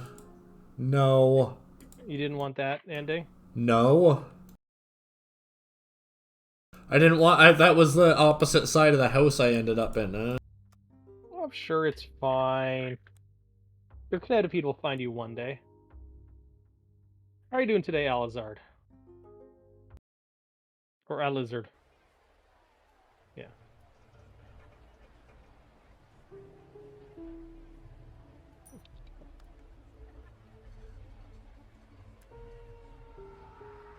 One of the pit's foremen ambles up to you. The screams are quiet today, he tells you, as though you hadn't noticed. He doesn't ask who you are or how you got through the dead zone. Care to see the latest find? Just pulled it from the depths this morning. Howdy, Thundersaw Squatch. Howdy back at you. We're doing pretty good today.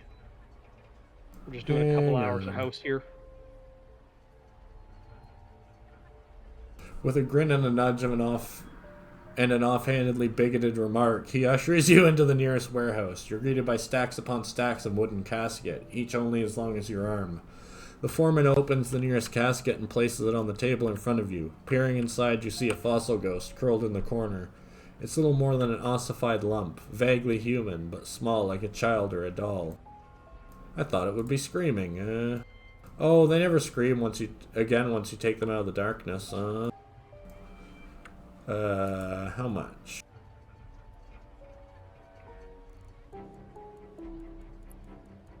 Cautious gentleman, wouldn't sell under the table to a stranger. Why not come back a few times and we'll start to see if I think of you as a friend.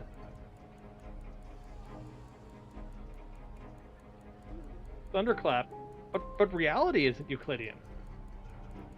It's all non-Euclidean all the way down.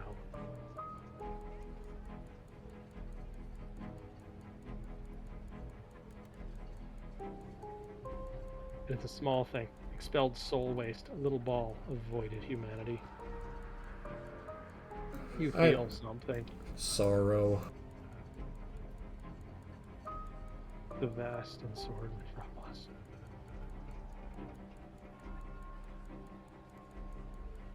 Let's complete my assignment. Good work as ever, says Ambiguity. He or she sets the paper aside and leans closer. We received a very interesting message recently. Very interesting indeed. A member of the Unnamed Society wants to meet us in Clayton's Mill. Apparently they have a story we won't be able to resist. Nice, I can do more gambling. I've wanted to watch someone play Cultist Sim. I know it's not a game for me. I personally can't play card-based games like that.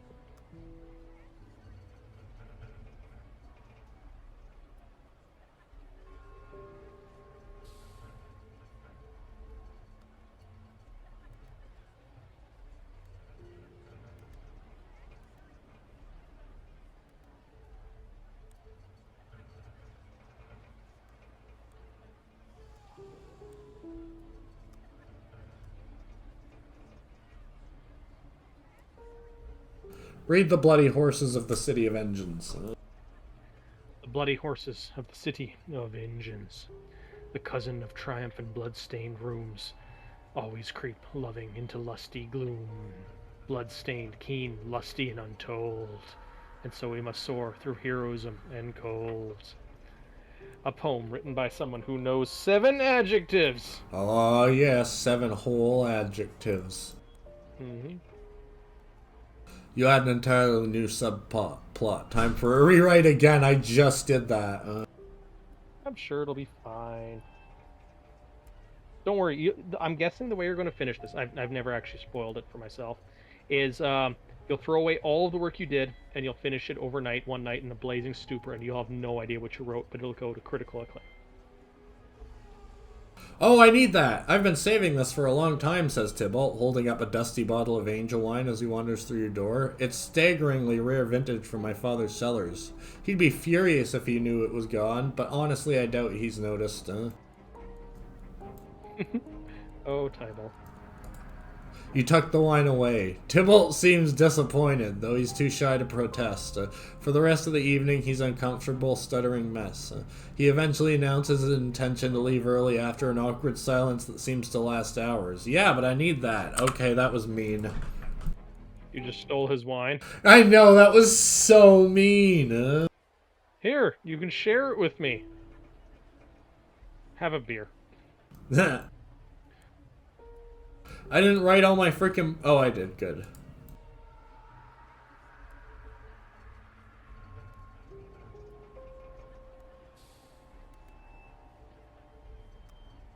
You open the wine and have a wonderful time with Tybalt. He seems to be in a rare, ebullient mood.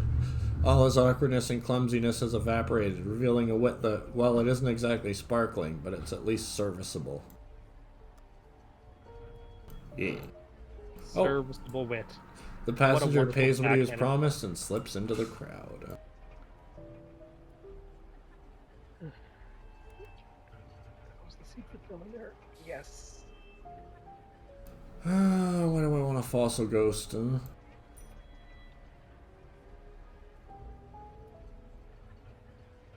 can just straight up burn it. What are you burning? Fossil ghost. But they might still be alive if you take them to that one city, right? No. No, that city of like all the people who have already died. No. They can't come back. No. Either they do or they don't. Oh. Let's confront Tybalt's father. Tell us about it. The Balsamic family estate is an imposing mansion on upside, its expansive grounds enclosed by an iron wrought fence, the gate guarded by 2 horribly eroded stone gargoyles, and 2 guards who look a little eroded themselves. Hey, Fred, says Tybalt nervously to one of the guards. Tybalt, the guard snaps to attention. Where have you been? Your dad's been going spare. Come now, he'll want to see you right away. The Balsamic mansion is oppressively gloomy. The lamps are unlit. Fred the guard does his best to cheer the atmosphere with dirty jokes and gossip, but it's no good. The dusty air swallows his words. Tybalt. At the top of the marble staircase is a huge cigar attached to a small, gray-haired man. So you're the one who stole my air from me, he says to you, barely inclining his head. My lord is Balsamic III. Fred, leave us. Fred looks very relieved to be dismissed. The elder Tybalt beckons to you both, and you follow him up his study. The walls are lined with maps and leather-bound books, and the desk is polished mahogany. So, Tybalt, you come crawling back. Remember your duties at last, have you? He's made a decision. Oh, has he? Lord Balsamic glowers. I have, says Tybalt, finally finds his voice. A quavering thing, but a voice nonetheless. I'll never be what you want me to be, Father. I'm not a fighter or a businessman. I just want to cut people's hair. That's all I want. This again, asks Lord Balsamic III, reddening. Oh, has he? Yes.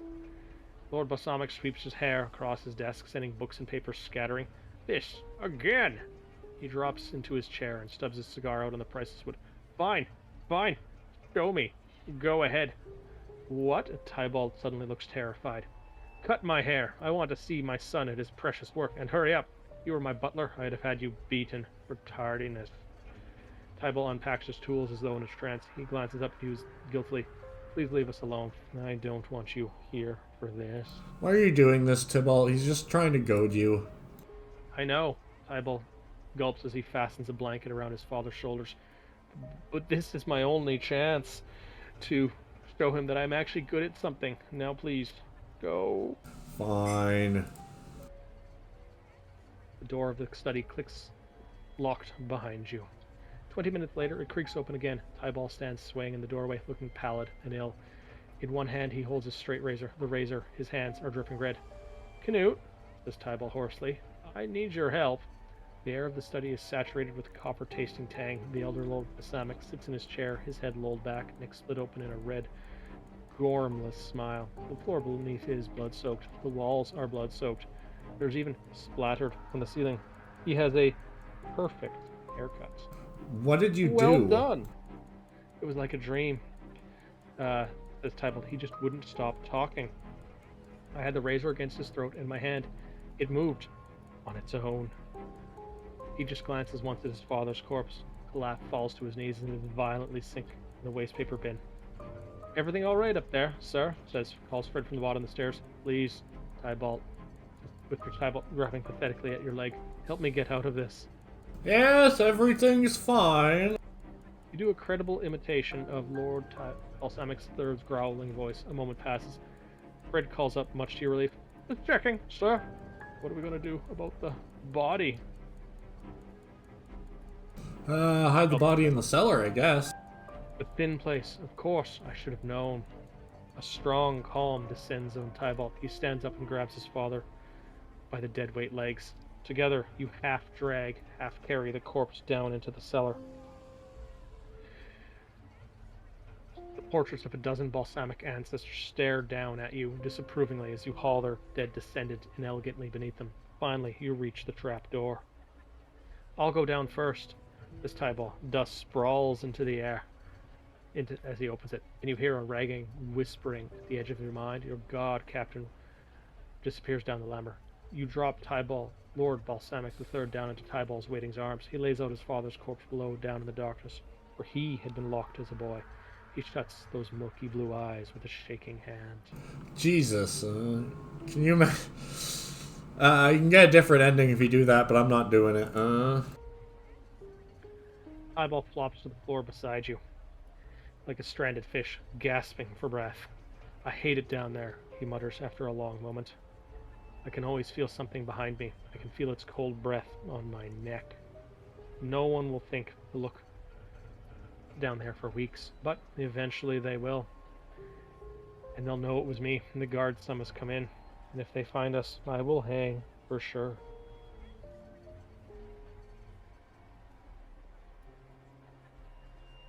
He stares down at the trapdoor mutely, and then clutches you and sobs for a long time into your shoulder. Oh well. You know, like, I could also see him if he had enough gumption beneath him. He just says, I am now Lord Balsamic IV. Obey me. My father has abdicated. You don't need to worry about it. Move on. He doesn't have balls, though. Yeah, I know. But he could have shown it. Give him a severance package of all getting a haircut one after another in the same room where his father died. Let's speak to Tybalt. Just watch the bodies hit the floor. I don't want to be guard captain any longer, says Tybalt. I'm done. It's not healthy being out here in the dark. It does strange things to the mind. He lights a cigarette. When did he start smoking? He puffs it thoughtfully, gazing out the window. I want you to take me to Old Hallow, he says. When they find my father's corpse, they'll come after me. I need to be somewhere safe. Alright, let's go. I see no problem with you running away from your problems there, Tybalt. What else is he gonna do? Man the fuck up. He's a very bad guard captain, and I need another one, huh? Yeah. It's true. I also need to wake Panorama up at some point, huh? She's just having a kip. She might be dead, but she's probably just having a kip. It's fine, she's just taking a nap. A dirt nap. Whoa. Wow.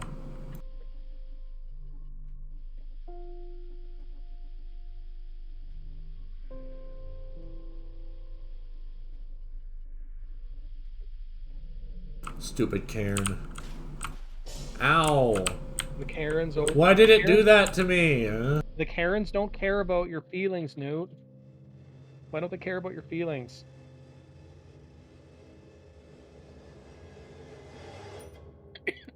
Let's go gambling. Money, money, money.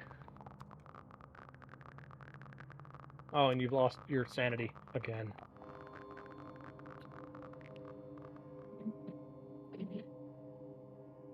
Oh, oops, wrong button. What did you do?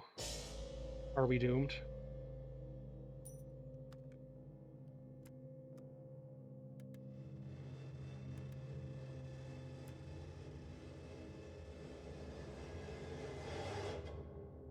I think this game could have like another level of the sanity thing, that if you were right at the bottom, instead of making like some of the words flicker, it would just change some of the words ever so slightly. Like when it says at the top there, meet your contact, it might every once in a while, if you're at no sanity, say maim your contact. Or meat with an A. Yeah. Just that would be a lot of programming, though. you could just like have it sub out words on the fly. Like you don't change the script, you just have it change the statement. The shack door is open just an inch or two, and a yellowing eye glares at you. It softens when it sees who you are. Come in, rasps the voice from the other side, unchaining the door. The inside of the shack is derelict. A patchwork-coated ghoul sits at a rickety table, flickering lantern hanging from the ceiling above. On behalf of the unnamed society, I'd like to thank you for agreeing to meet me like this. It's my pleasure. The ghoul grins, baring teeth that are in better condition than the surrounding skin. Let's get to business, he says. We have evidence that the hang-knot mob are actually working for the governor. He pulls a manila folder from beneath his coat and hands it to you. Just as you take it, the shack's door bursts inward. Two dark-coated figures stand at the door, frayed nooses around their necks, pistols in their hands. The ghoul is up and leaping headfirst through the window in an instant. His reflexes are especially impressive in someone whose tendons have mostly decayed.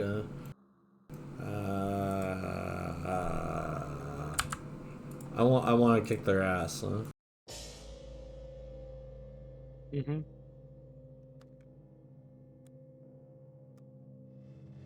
Now. Bad.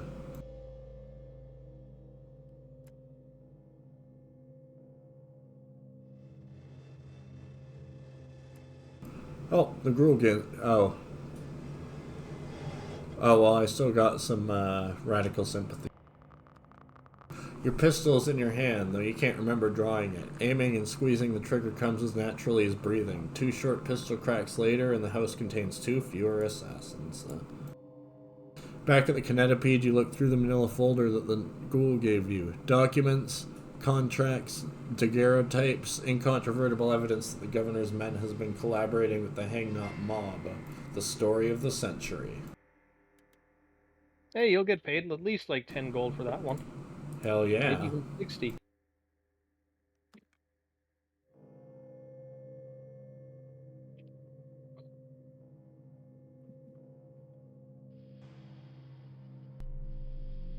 Let's go complete my assignment.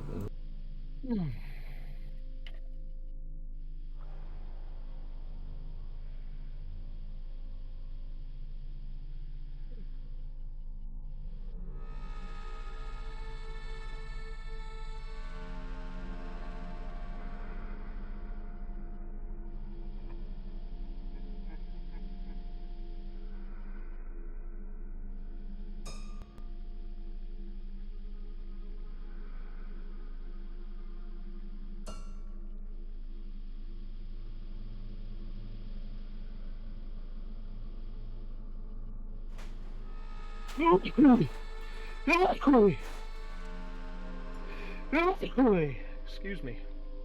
Sorry about that. Ugh. Hot pepper, hot pepper.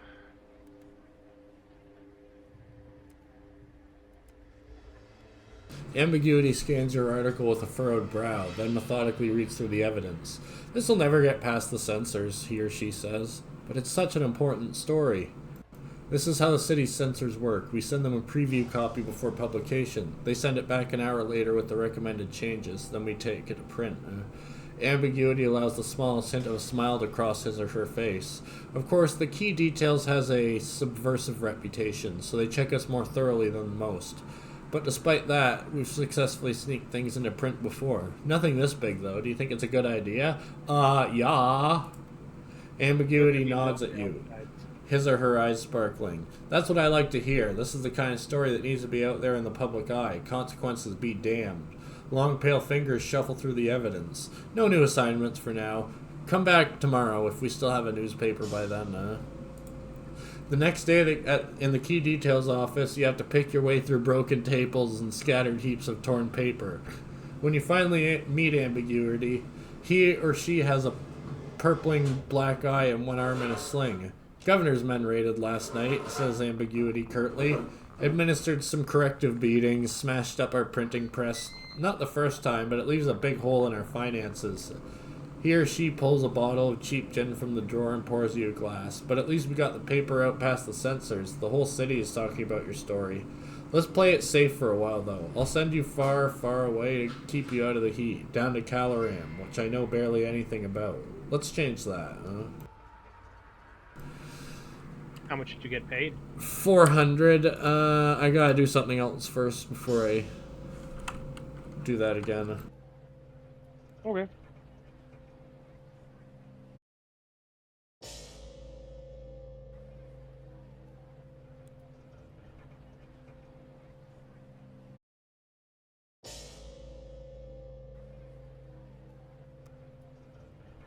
A watch officer stops you as you wander toward the dead zone that surrounds the howling pits. He's sweating under his waxed mustache. No entry, he says in a tight voice. Something escaped from the pits last night. Again. The governor's men are taking care of it. Screams echo over the rooftops. Inhuman, keening eyes. Familiar to anyone who spent time near the pits. The watch officer's hands shake as he lights his pipe. Offer to stand watch instead. Nope. We'll get there. Mm-hmm.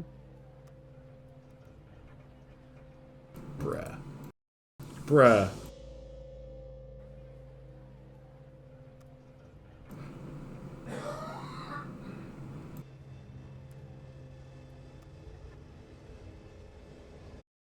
This is what completion looks like, people. You may not like it. It's not the slowest reload save scumming I've seen before. Yep. It's a fast load. Like compared to like Cataclysm Dark Days Ahead on a big world. Oh yeah, this is speedy. It just wants me to buy the bloody newspaper, but I refuse. My Cataclysm save right now is like half a gig, and backing it up is such a pain.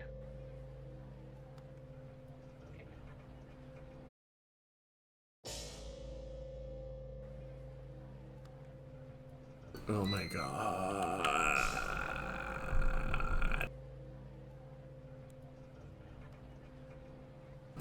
You offer to take over for the night. After all, he's probably needed elsewhere. He attempts to not appear overly grateful. Hours of watchfulness later, you spot some scampering, shapeless shapes crossing the rooftops. You catch a glimpse of trailing tendrils, pale eyes, and a soft grasping thing like a child's hand. Then it's gone, skittering over the slate in a near total silence. An instant later, a man and a woman melt from the shadows on either side of you. The man is tall and broad as a coffin. The woman is shorter and holds a strange-looking pistol in her hand. Did you see it? She gestures towards the rooftops with her gun. When you tell them where the thing went, they don't pause to offer gratitude. Yeah, let's go with them. I was unlucky. God damn it! Mm-hmm. I'm sure it'll be fine. There's no good way to get favor with the City of Keys, so I have to do this one and then sell information, otherwise I'll be locked out of it. Oh yeah, because we've already lost a little bit of favor with them, didn't we? Yeah. And it's blocking a lot of quests. Well,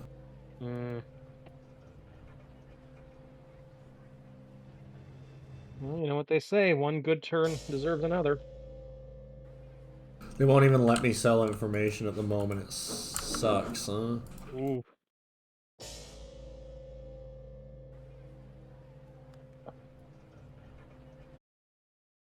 Yeah.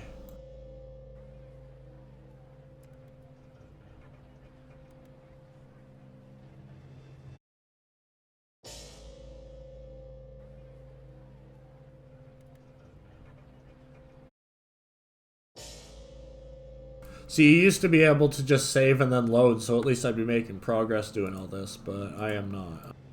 Mm-hmm. You wake up the next day in a rundown hostel with a horrifying migraine and no memory of anything after you followed the governor's men. Whatever happened, the government confiscated your memories of it. But you must have been of some help to a greater or lesser extent, because the governor's men have left you two memories: the tall man's nod of appreciation and the unremarkable woman's firm handshake. You get a feeling that somewhere in the cavernous halls of the factory, someone has placed a tick against your name. Yay! Yay! +1 for us.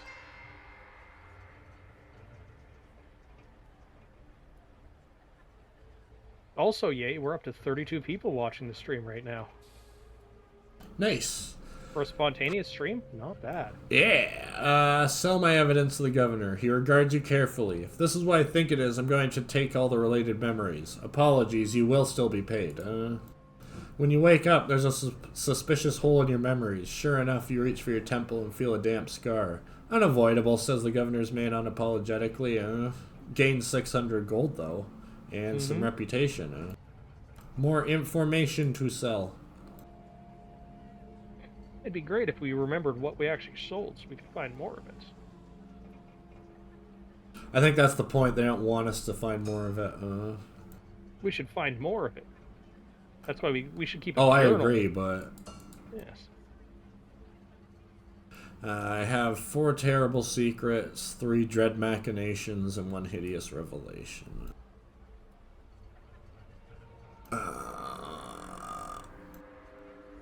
You have, as always, been helpful. Does a smile turn genuine just for a second?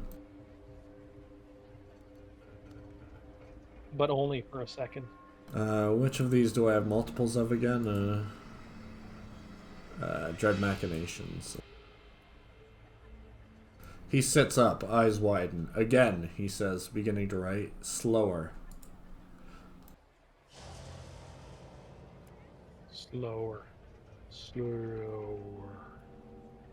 I feel like I can get... You know what?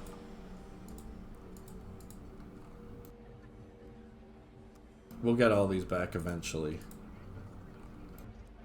Is there a limit to some of these memories you can have or not? Not really. Okay.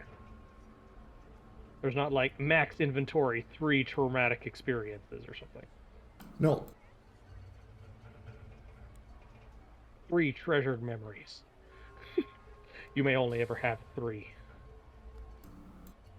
Oh my god, I'm adding another subplot to my magnum opus. At a certain point, you just don't have a plot. You just have subplots. Which is a thing. People have done that well, but...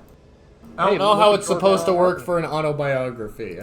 Look at George R.R. Martin. Entertain a guest. Let's...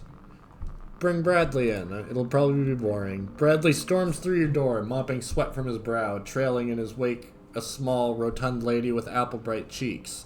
Canute, this is my wife, Brenda, he mutters. I'm sure Bradley's told you all about me, Canute, she says, framing it almost, but not quite as a question. The rest of the evening is ungodly awkward. Nice. Well done. Yeah. Alright, let's see here. Ooh, a letter from the professor at the Paupers College. Tell us about it. Dearest Canute, over the last week I've heard many tales of your exploits exploring the house. I hope you don't mind me contacting you out of the blue, but I have an offer for you. On your travels, you are sure to come across many strange and valuable artifacts. You could merely sell them off to the highest bidder, of course, but you must recognize the profound blow that would inflict to academia. You have a unique opportunity. We could make your findings into a collection and found a museum of our own. If we could keep this venture secret from the Paupers College, at least until the grand opening, I would be grateful. They refuse to open their own collection of artifacts to the public, so I'm taking matters into my own hands. Perhaps foolishly, I have already leased a building on Broad Street. on board with this venture, come and see me so we may discuss our plans. And, oh, for a name, I was thinking the Canute Memorial Museum of Unnatural Curiosity. Not that you're dead yet, of course, but one day you will be, and then the name will make sense. Oh, Professor yes, of Ambrose course. Monsoon.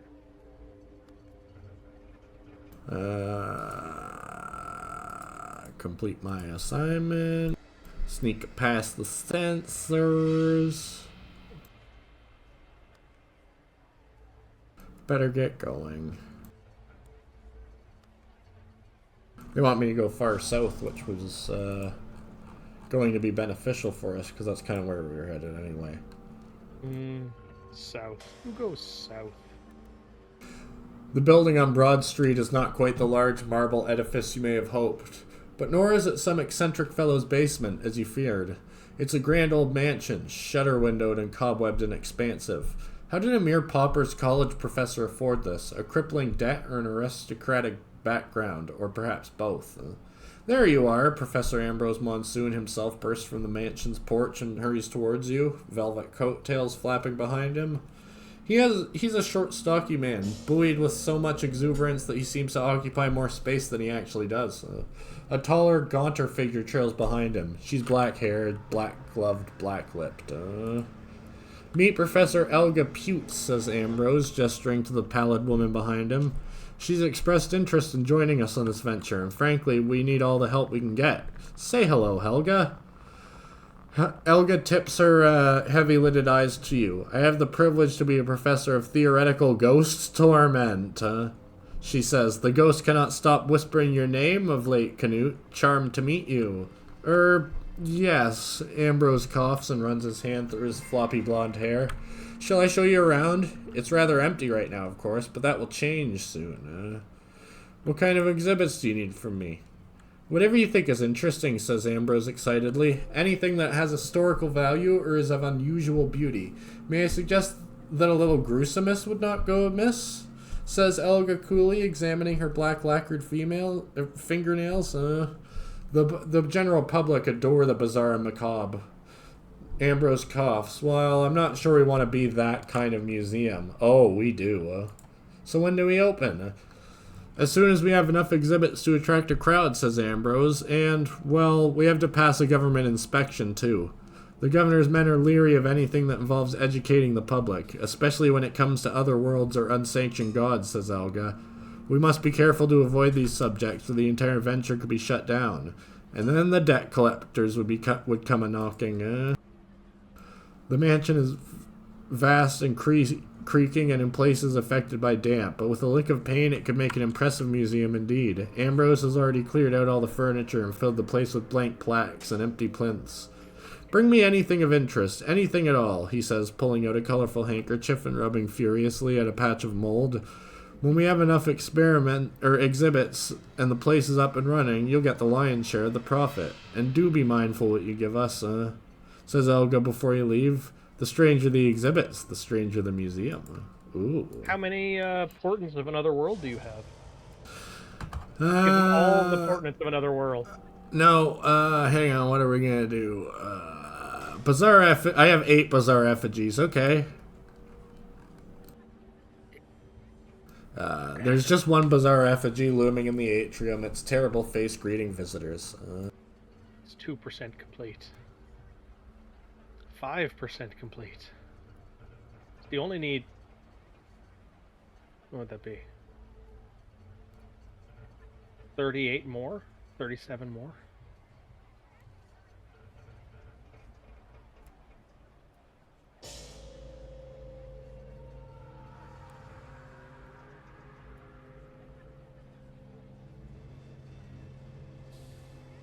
Ooh, bottles of darkness. Mm-hmm.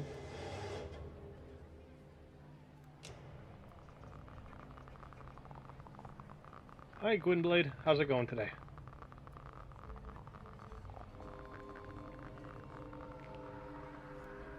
Yeah, 8 bizarre effigies. Hang on. 20% complete.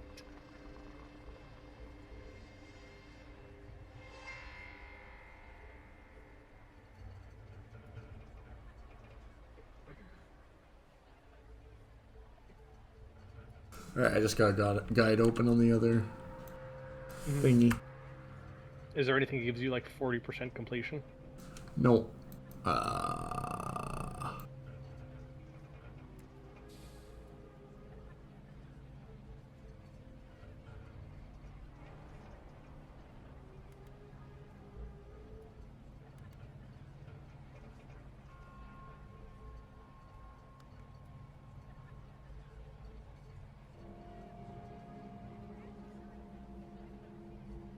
Hang on.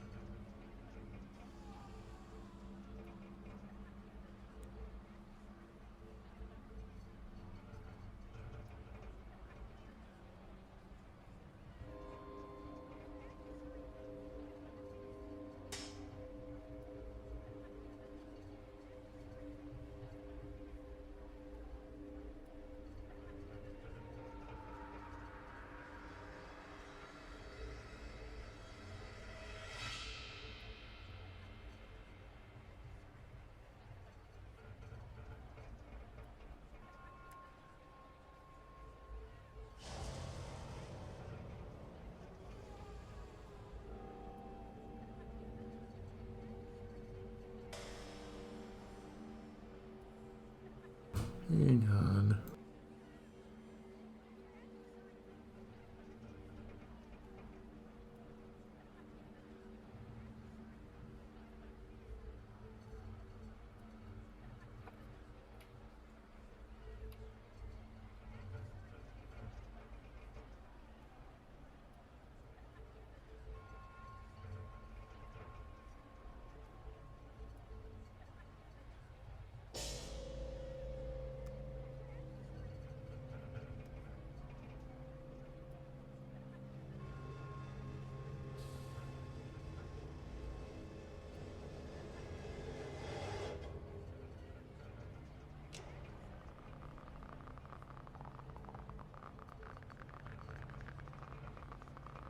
Alright, tell us about the exhibits so far.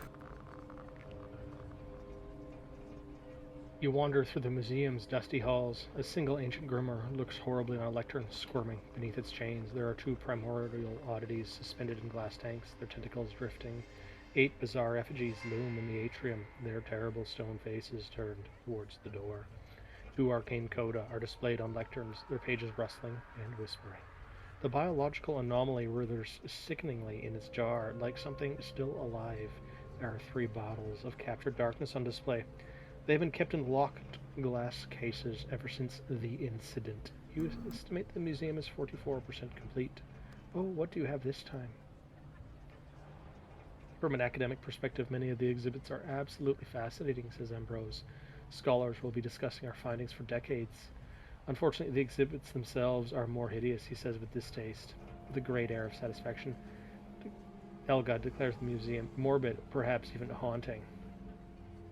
Will the museum pass its inspection? At the moment, the inspectors say the museum is wantonly illegal, says Ambrose, mopping the sweat from his brow. If we try to open now, we'll all end up in Kennedy Yard. Let's add some propaganda. Together, you and Ambrose work on some exhibits that smooth over, justify, or celebrate the governor's worst tyrannies. Here, a shard of metal blown from the governor's gigantopede during the glass reclamation. You found it lying outside. The governor was never on the front lines. There was an informative plaque cheerily telling the world that the skin candle square protest of '88 is a myth. It isn't. At the next inspection, the bureaucrats seem much happier.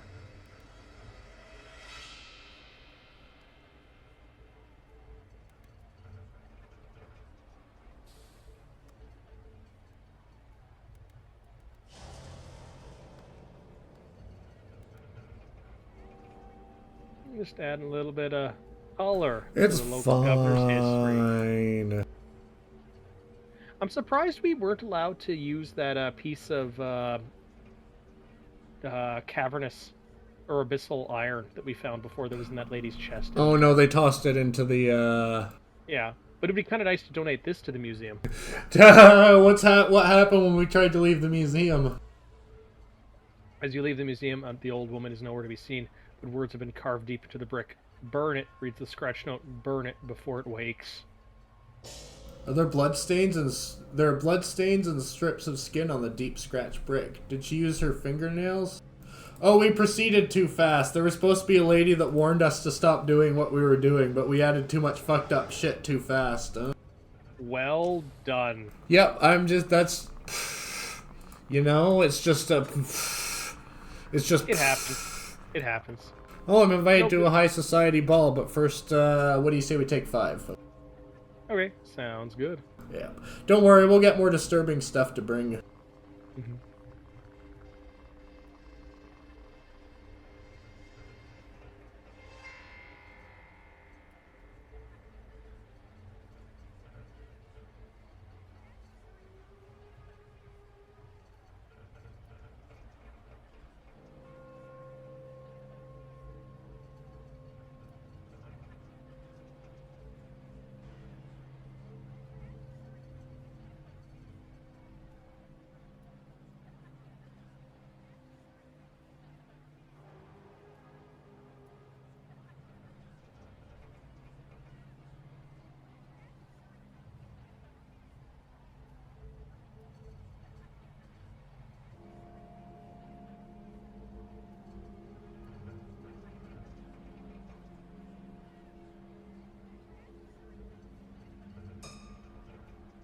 Oh, stretch time.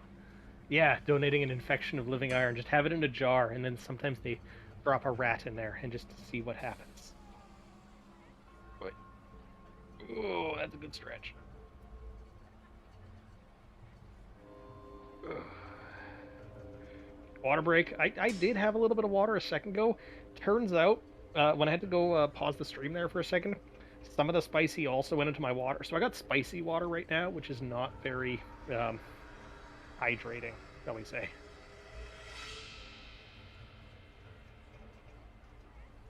It burns so not smooth.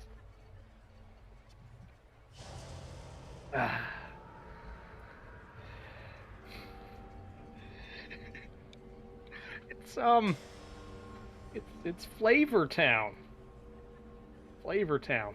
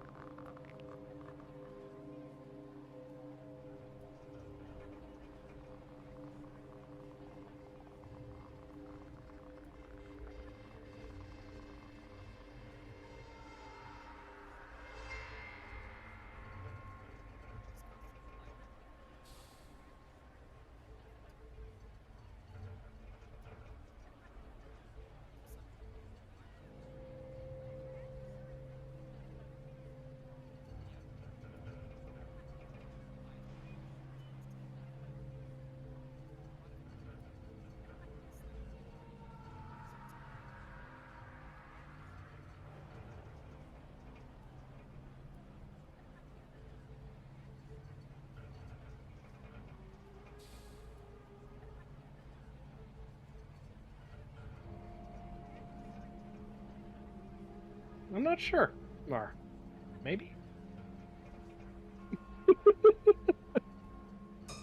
uh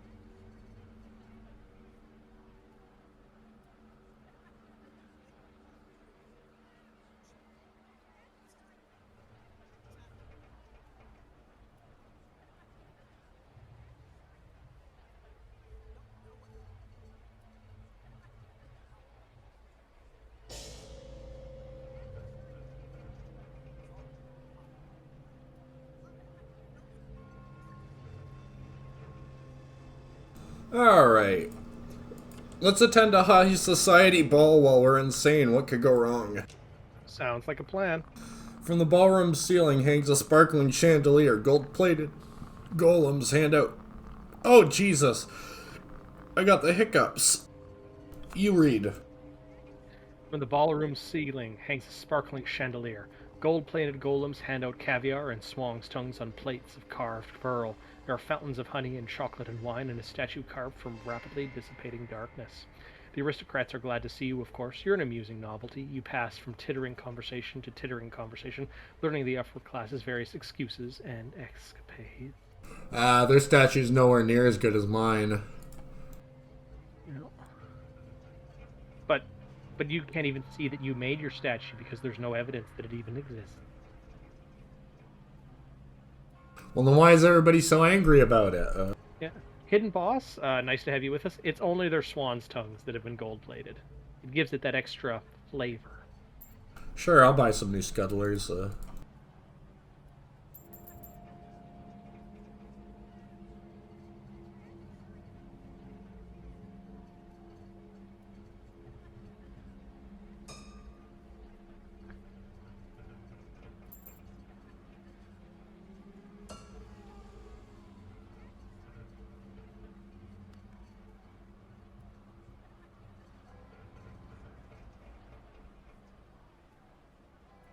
Really wants me to go south, huh? No, that's why we should go north. We'll loop around the long way. Oh, yeah, that's that. Oh. Dun, dun, dun. It's fine. Well, it's not quite 2:04, everybody, but it was close.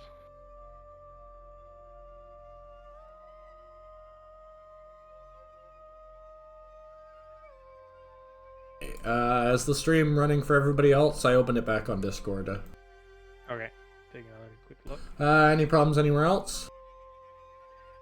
I think we're okay. Voice is good for everybody else. That's been a long time since a autosave. Yeah, we lost, what, 20 minutes? Yeah. No. Second one right below that wasn't an autosave. That was a 21, wasn't it? Yeah, I didn't load the autosave. Oh, okay. Yeah. Hey, we're all perfectly not normal here, okay, Zenith? We do what we can because we must. Ew, it's so slow. Something, cheat engine. We've got a cheater. Cheater.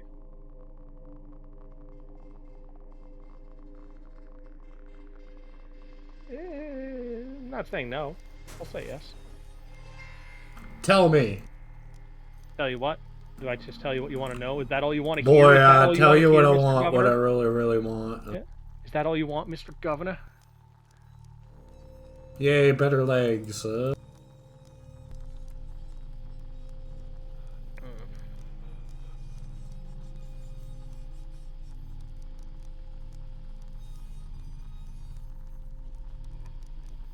I hold in my hand one of my worst spices. Dehydrated powdered onions.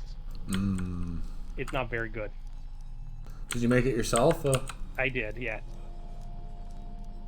In a dehydrator from raw onion. Not cooked onion. Oh, straight up I dehydrated. passed Waker's respite. Oh well.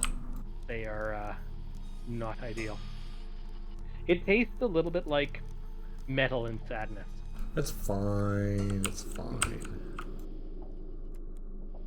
Free golem, huh? It was just sitting there. And that's what they do. That's why you gotta tell the golems what to do. Otherwise, they just sit there. Forever.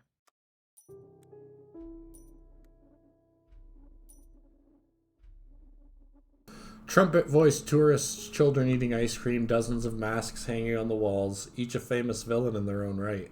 One of the imprisoned masks is sculpted in the shape of a weeping face. The tradition, reads the plaque, destroyed Dan Karkadan, a saint of Willapan and a campaigner for justice.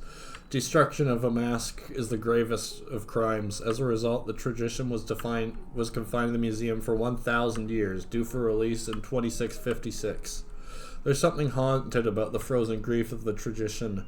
The story of Karkadan's murder is famous. He and the tradition were both lovers once. A full 1,000 years. One performance troupe in Branadazzo Plaza has attracted quite a crowd. They're performing The Lily in the Marsh, a countless centuries-old play, but there's a twist. All the famous central roles, the lily, the lover, the spider, the knight, are performed by 3-foot-tall puppet golems, grating out their lines with mechanical precision. Meanwhile, human performers dance in the background, twice as tall as the tiny golems, imitating abstract forces and evocative costumes. Each actor represents something like the turbulent sea, the bustling crowd, the plague, or the lily's regret. It's an avant-garde interpretation that would never be seen in the theater houses, but out in the streets the audience cheer and clap, though they melt away when the actors begin to circulate their cap in hand. You strike up a conversation with the man who played the Spectre of Death, though he's remarkably jovial out of character. We already read this, oh well. He takes your money with heartfelt gratitude, and in the course of the conversation you somehow end up discussing the play's ambiguous final scene. The knight's death is a subversion of the narrative, argues the Spectre. It tramples the narrative, spits on it, and shows us reality. In reality, strength and bravery and cleverness don't matter. Only the lucky survive, and because we cannot accept this, we write fantasies where strength and bravery and cleverness are important.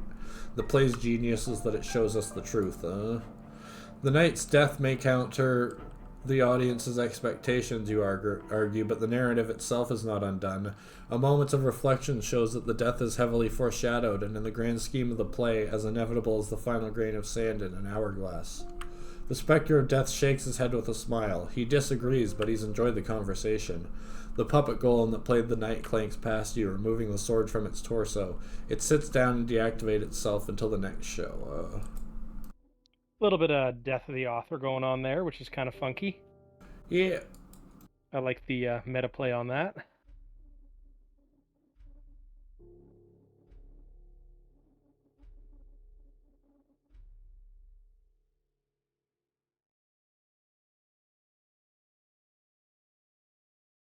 I really need a better vacuum cleaner than the one I have.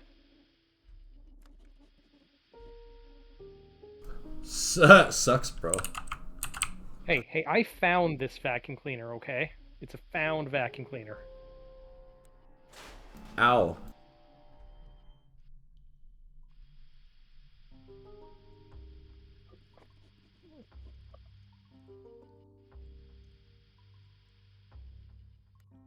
We need more bottled darkness for the museum.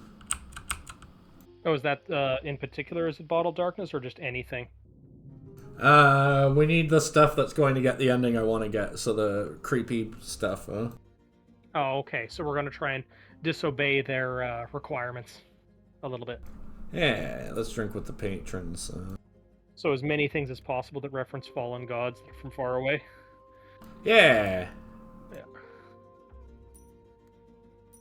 Look, until my vacuum cleaner isn't anywhere near that fancy. It was a vehicle vacuum cleaner that someone just abandoned because it just needed a bit of tape to fix it, and so they threw it on the ground.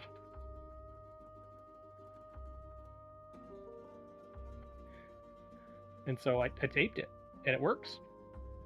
Say your goodbyes to Tybalt.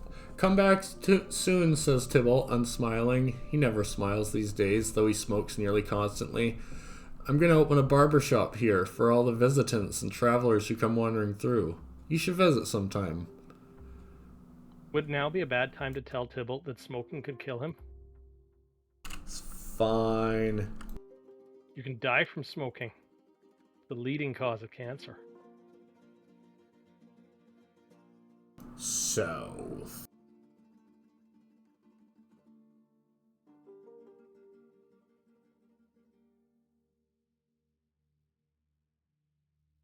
Just consulting the old map.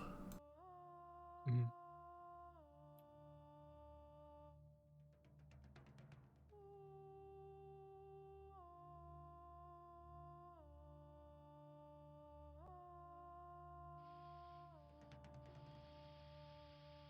Didn't somebody say they don't like bugs? I believe so, yeah. They're not going to like where we're going. As long as they're not crawling on me in particular, it's fine.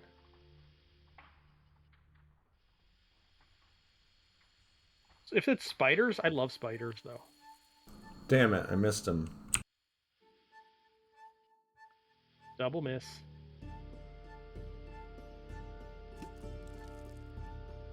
But you can back out into another room? That's cool. Yeah. Lets you take a quick peek and then, like, juke back into the way you came.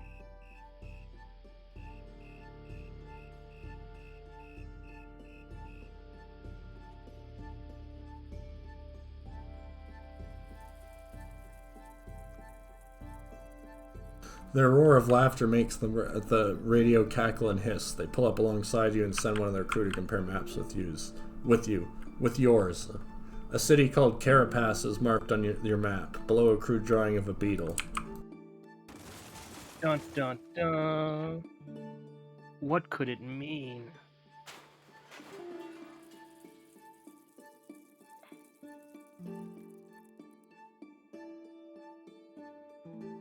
Taught me about Penitent's Bluff. Nice. All the way over there. A lot of lumber here. Mm-hmm. You didn't want to meet up with that spider? That was the same one. Oh, okay. Oh dear. The wasp is bloated, its belly swollen by eggs, its ovipositor raw and drooling. On its back is a group of veiled nuns, entrusted with the deliberate holy task of finding their wasp a host with whom to lay its eggs. They seem to have settled on a candidate. The wasp dive bombs you, its sting scraping your hull. Run away! No! Defend yourself. Bye. No.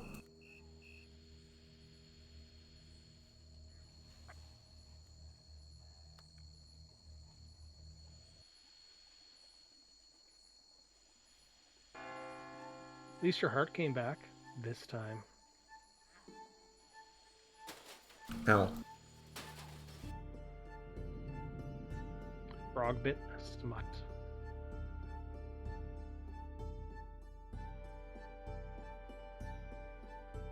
A cluster of mycenae have gathered in the swamp, building a fungal community of their own. The marsh here is untamed. You wonder how often these mycenae see human faces. You want to read our visit to the Elder? Sure. The Elder welcomes you. The villagers have gathered in the great crowd to sit around the fire and listen to the Elder tell the old Mycenae legends. It's an old story you can tell. He slips into an archaic dialect as he recites the words. It's a story from the year after the War of the Gods, which humans... We just did this one. Yeah, we did, didn't we? Different place, Mm-hmm. The same story. There might be truth to it, or at least a common origin. How late do you think you want to go today, Noot, by the way? Maybe till the hour. Sounds good to me.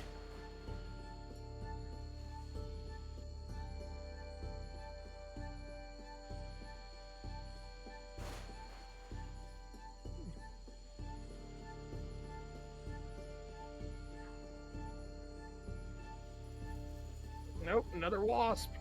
Another wasp.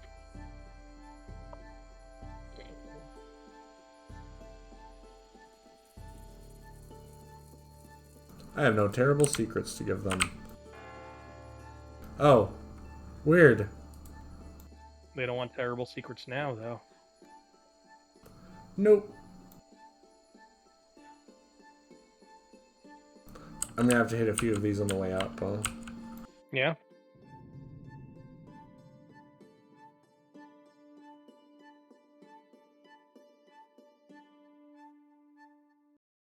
House Blue Steel have established interconnected shelf towns and shelf castles on the walls. Blue-cloaked knights glide from one to the other on giant dragonfly steeds. Even higher, traders and exiles hide in semi-secret edgeholds with their own complex politics and inter-shelf turmoils. Didn't I need Caloram rum? Yeah. Yep. Wasn't the Caloram rum to help wake up Miss Sleepy Witch? No, I think it is for Banjo, my pilot, the ghoul. That's right, yeah.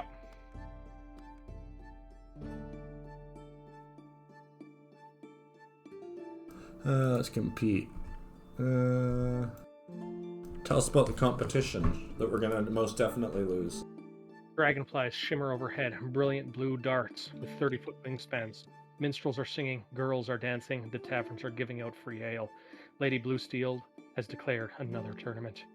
You join the long line of hopefuls. The tournament offers not only magnificent prizes, but political advantages. Lady Bluesteel seems to enjoy the company of proven champions. In which event do you plan to compete first? You may join 3 bouts in total. Archery. No one can deny that you made a valiant attempt, but your arrows were inches from the bullseye. You're knocked from the contest halfway through. Okay. Strongmen and strongmen pose, roar, and flex in the center of a cheering audience. You join them, squashed between 2 brutes.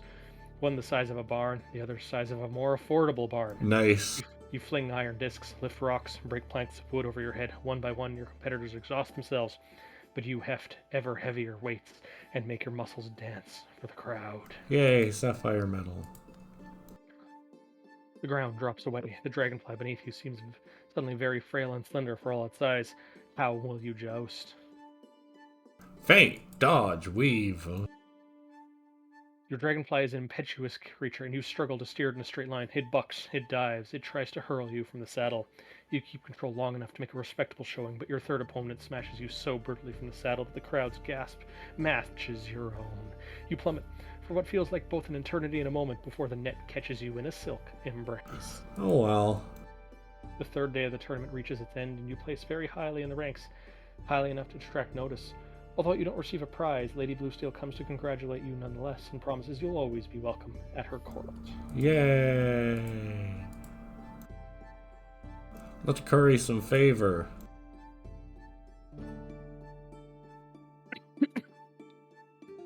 Great flying instance fleet.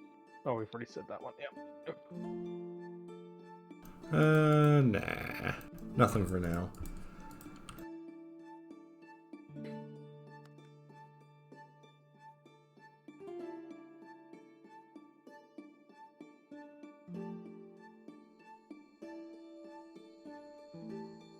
Yeah, let's crack open a bottle of Banjo. Thanks, kid, says Banjo, twisting off the bottle's cap. Rum spills from the holes in his throat. I think it's story time. Sounds good to me. Banjo pats you on the shoulder. Good answer, he says. Never turn down a story. There's one question a ghoul is always going to get, sooner or later, especially from the living. It's unavoidable. How did you die? Everyone knows that dying of old age ain't going to make you a ghoul, so all ghouls have a story. So, how did you die? I died of betrayal, he says.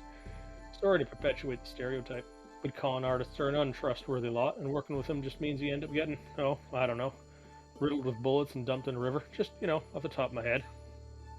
Blindly obvious in retrospect. A big heist, he sighs. A ton of money, which we were planning to split. Then someone killed me for my share. I mean, that's the story that's played out 100 times before, Yet it still took me by surprise. I thought we were different. They dumped you in a river? Banjo grins. I'm sure they would have been surprised to see me wake up and swim to shore. So you were shot to death, huh? Still have the holes, Banjo winks obscenely. What made you think your gang were different? I suppose I was just a trusting sort, he says with a beatific expression. Too good for this world. Tell me about the heist. Nope, says Banjo. Story time's over, I'm afraid. I told you about my murder. The heist ceased to be relevant 40 years ago, right when someone decided I didn't have enough lead in my skull for their tastes. I do have a proposal for you, though. I need your help with a related matter. I need more Caloram rum. Hang on. Darn. He's lucky I'm rich, huh? No.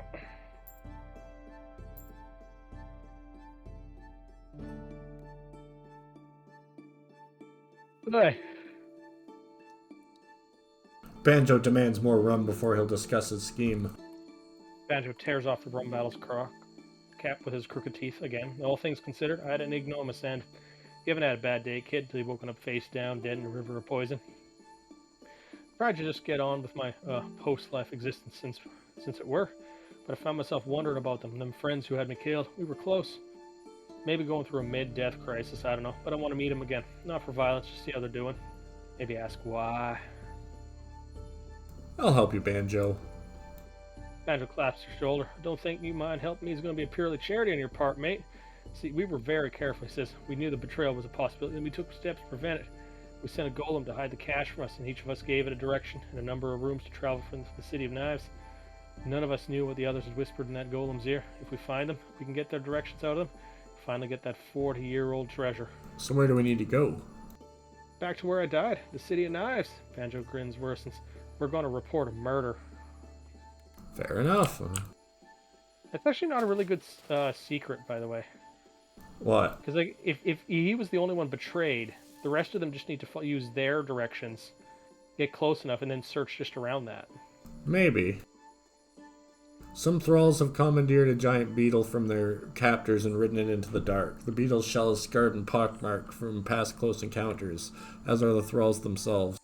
One of them wants to join my crew? The volunteer comes out to meet you, hope in their eyes and a bundle of meager possessions across their shoulder. Welcome aboard.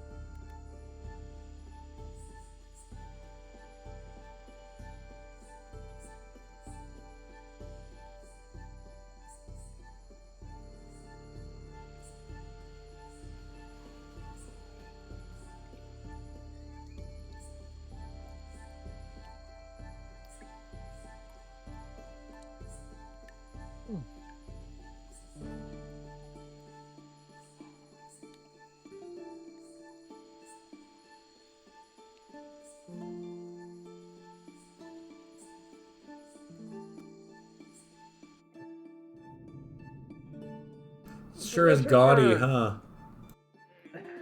Looks like a dwarf fortress thing where they had too much stained glass. Yeah. Glitterburg is a jeweled city, small and perfect as every gem that decorates it. Streets are inlaid with pearl and sapphire, the walls are dazzling mosaics, and the grand palace itself is a blossoming cacophony of ruby and crystal and rose-cut diamond. The city is a huge, hideous ornament, and its people are dying. News, yay. It did not impress Bradley. I haven't tried yet. I was picking up news. Soldiers at the barricade usher you through, warning that you will be searched for buboes on your return. You advance through the streets, cautious as a war party, but you're just as ragged group of healers in white robes with white flags.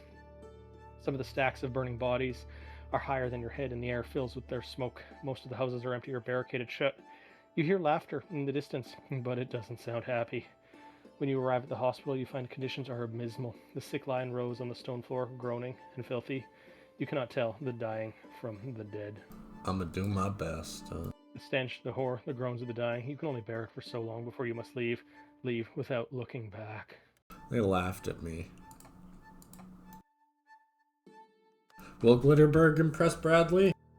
He stares at Glitterburg for a long time and shakes his head. It just seems tacky and overbearing to me. It is tacky, overbearing, but it has a reputation of being beautiful. Perhaps Bradley will see what everyone else seems to see.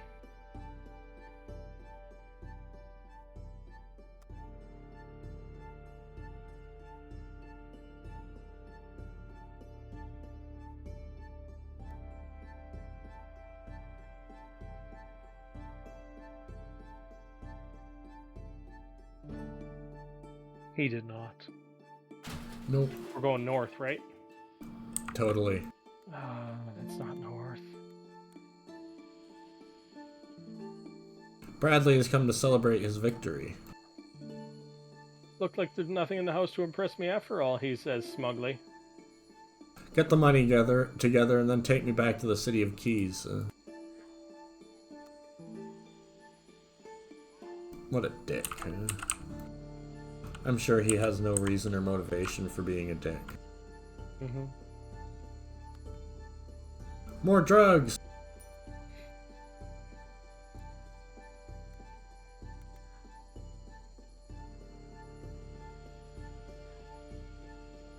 Oh goody, he told me about the place I was going.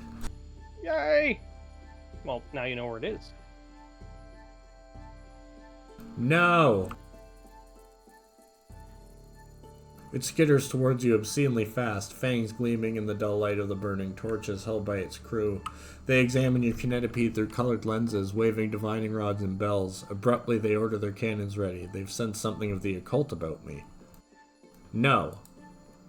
Grumbling, the witch hunters douse their torches. Yes, they suppose there is a treaty in place. They warn you to leave before they change their minds. Good, frig off. Mm-hmm.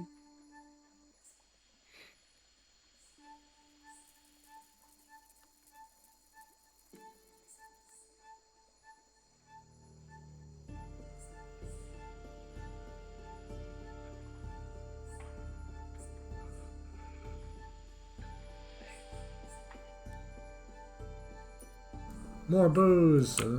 Yep.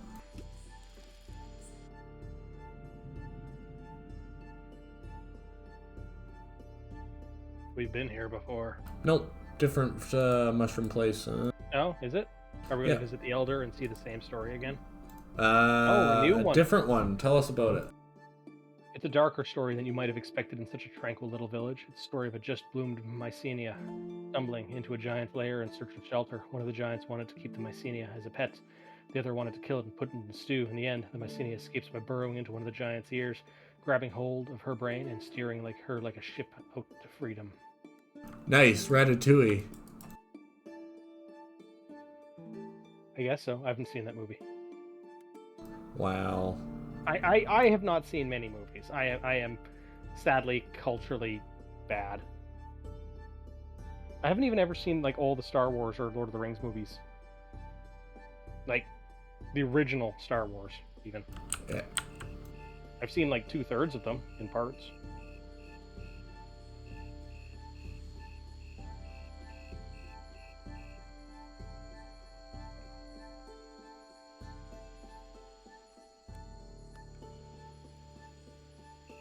No, Yeah, bad spider. Spider was going for you. You evaded it.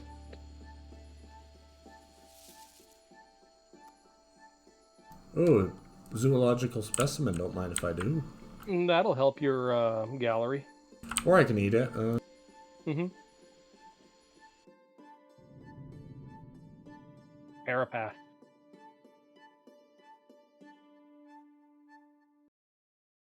A circular stone fort town covered in scaffolding, forever sinking into the sucking mud below. More carapace must be constantly built to outrace the swamp. Here, House Lucanade rule from the beetle-shelled Carmine Palace. Oh, I figured they'd need lumber and stuff, but I guess not. Yeah.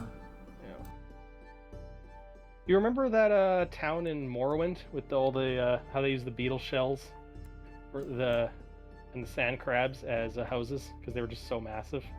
That was a great town. I do not. Cidanine. No, not Also, Cidanine. hang on. I need to refill my sanity before I go down there. Fair enough. It wasn't Burma. It was north of Burma. You remember this? I played that game for how many hours? Was it Cidan yet? Yeah, it's been a long time too.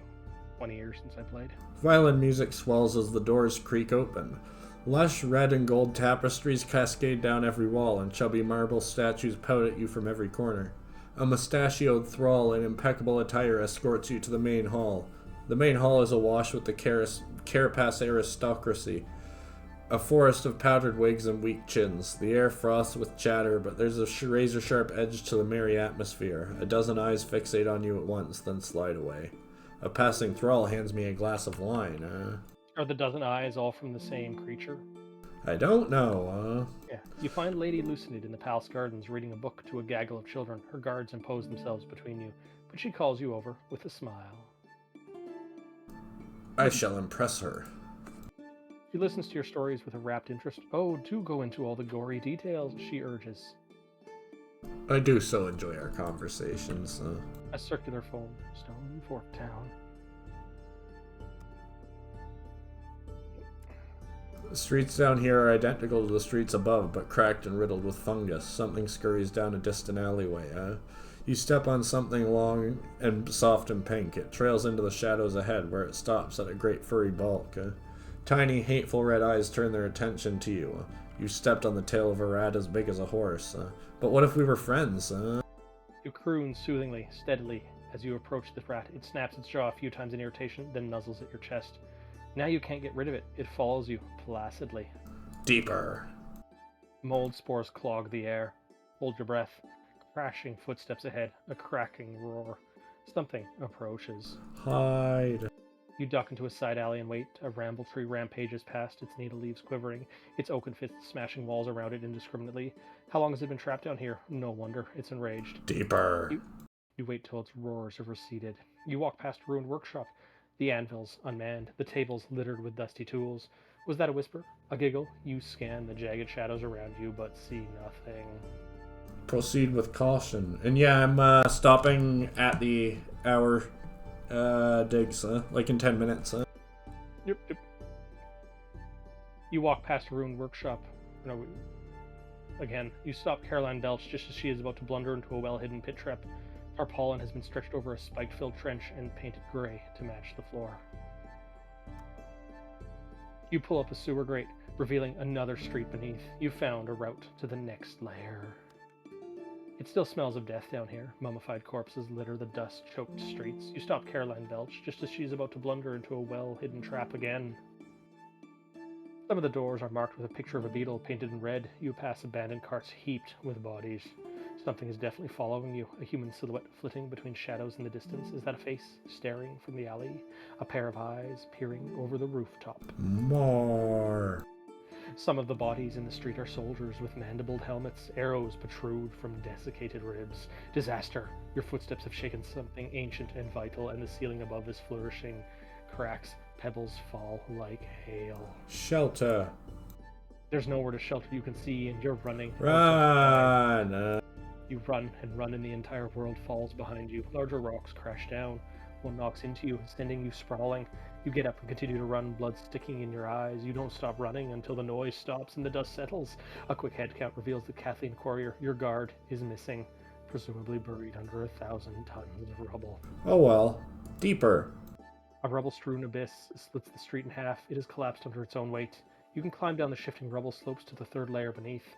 As you clamber down, the rubble shifts beneath your feet and reveals a skeletal hand. Free bones. There are fewer buildings down here. The wooden ones have rotted to their foundations. A half-collapsed temple blocks the street. Picking through the wreckage, you find a statue of a beetle god, still stained with ancient blood. Don't touch that thing, murmurs Jeanin. Paul, your gunner, darkly, looks cursed to me.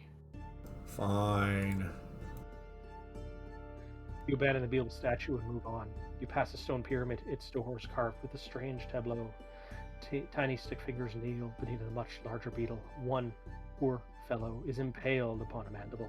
Crashing footsteps ahead, a creaking roar. Something approaches. Hide. Before you can find somewhere to hide, a ramble tree explodes through a nearby building. It lopes madly towards you, a towering thing with uprooted legs, its oaken fists smashing the walls around it indiscriminately. Surprise, bitch. The flare lodges between its branches and explodes in white phosphorence. The ramble tree lurches away, charred and screaming. Deeper. A bell tolls somewhere very distant. What else is down here? Was that a whisper? A giggle? Who knows? 1 minute you're walking alongside Carolyn Belch, your swabby, chatting amicably with her. The next, she vanishes with a shriek. She has fallen into a pit trap.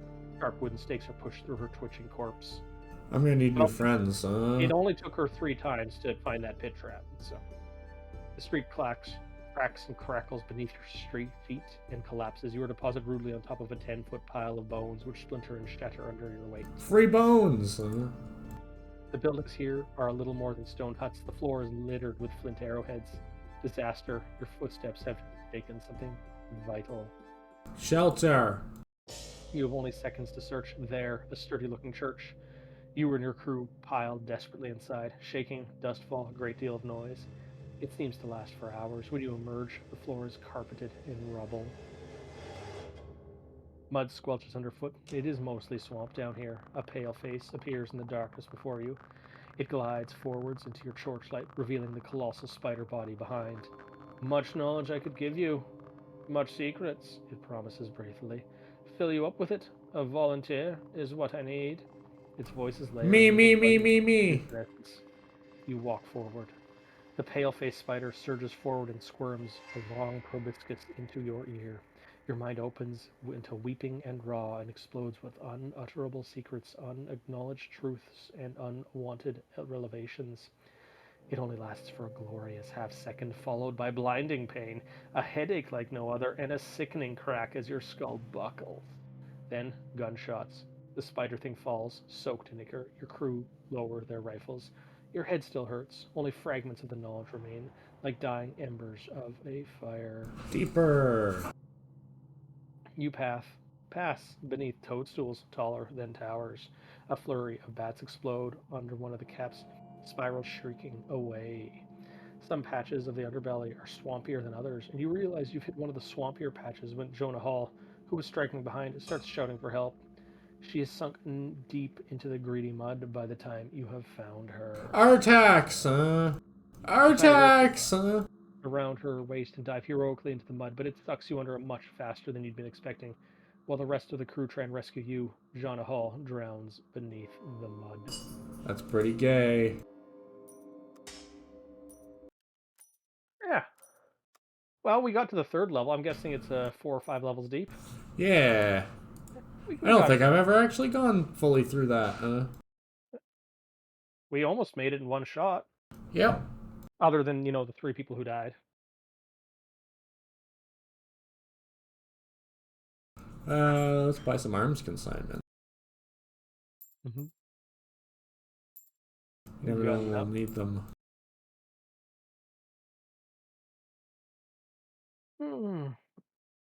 Alright, I think we're going to call it here. Okie dokie. Sounds good.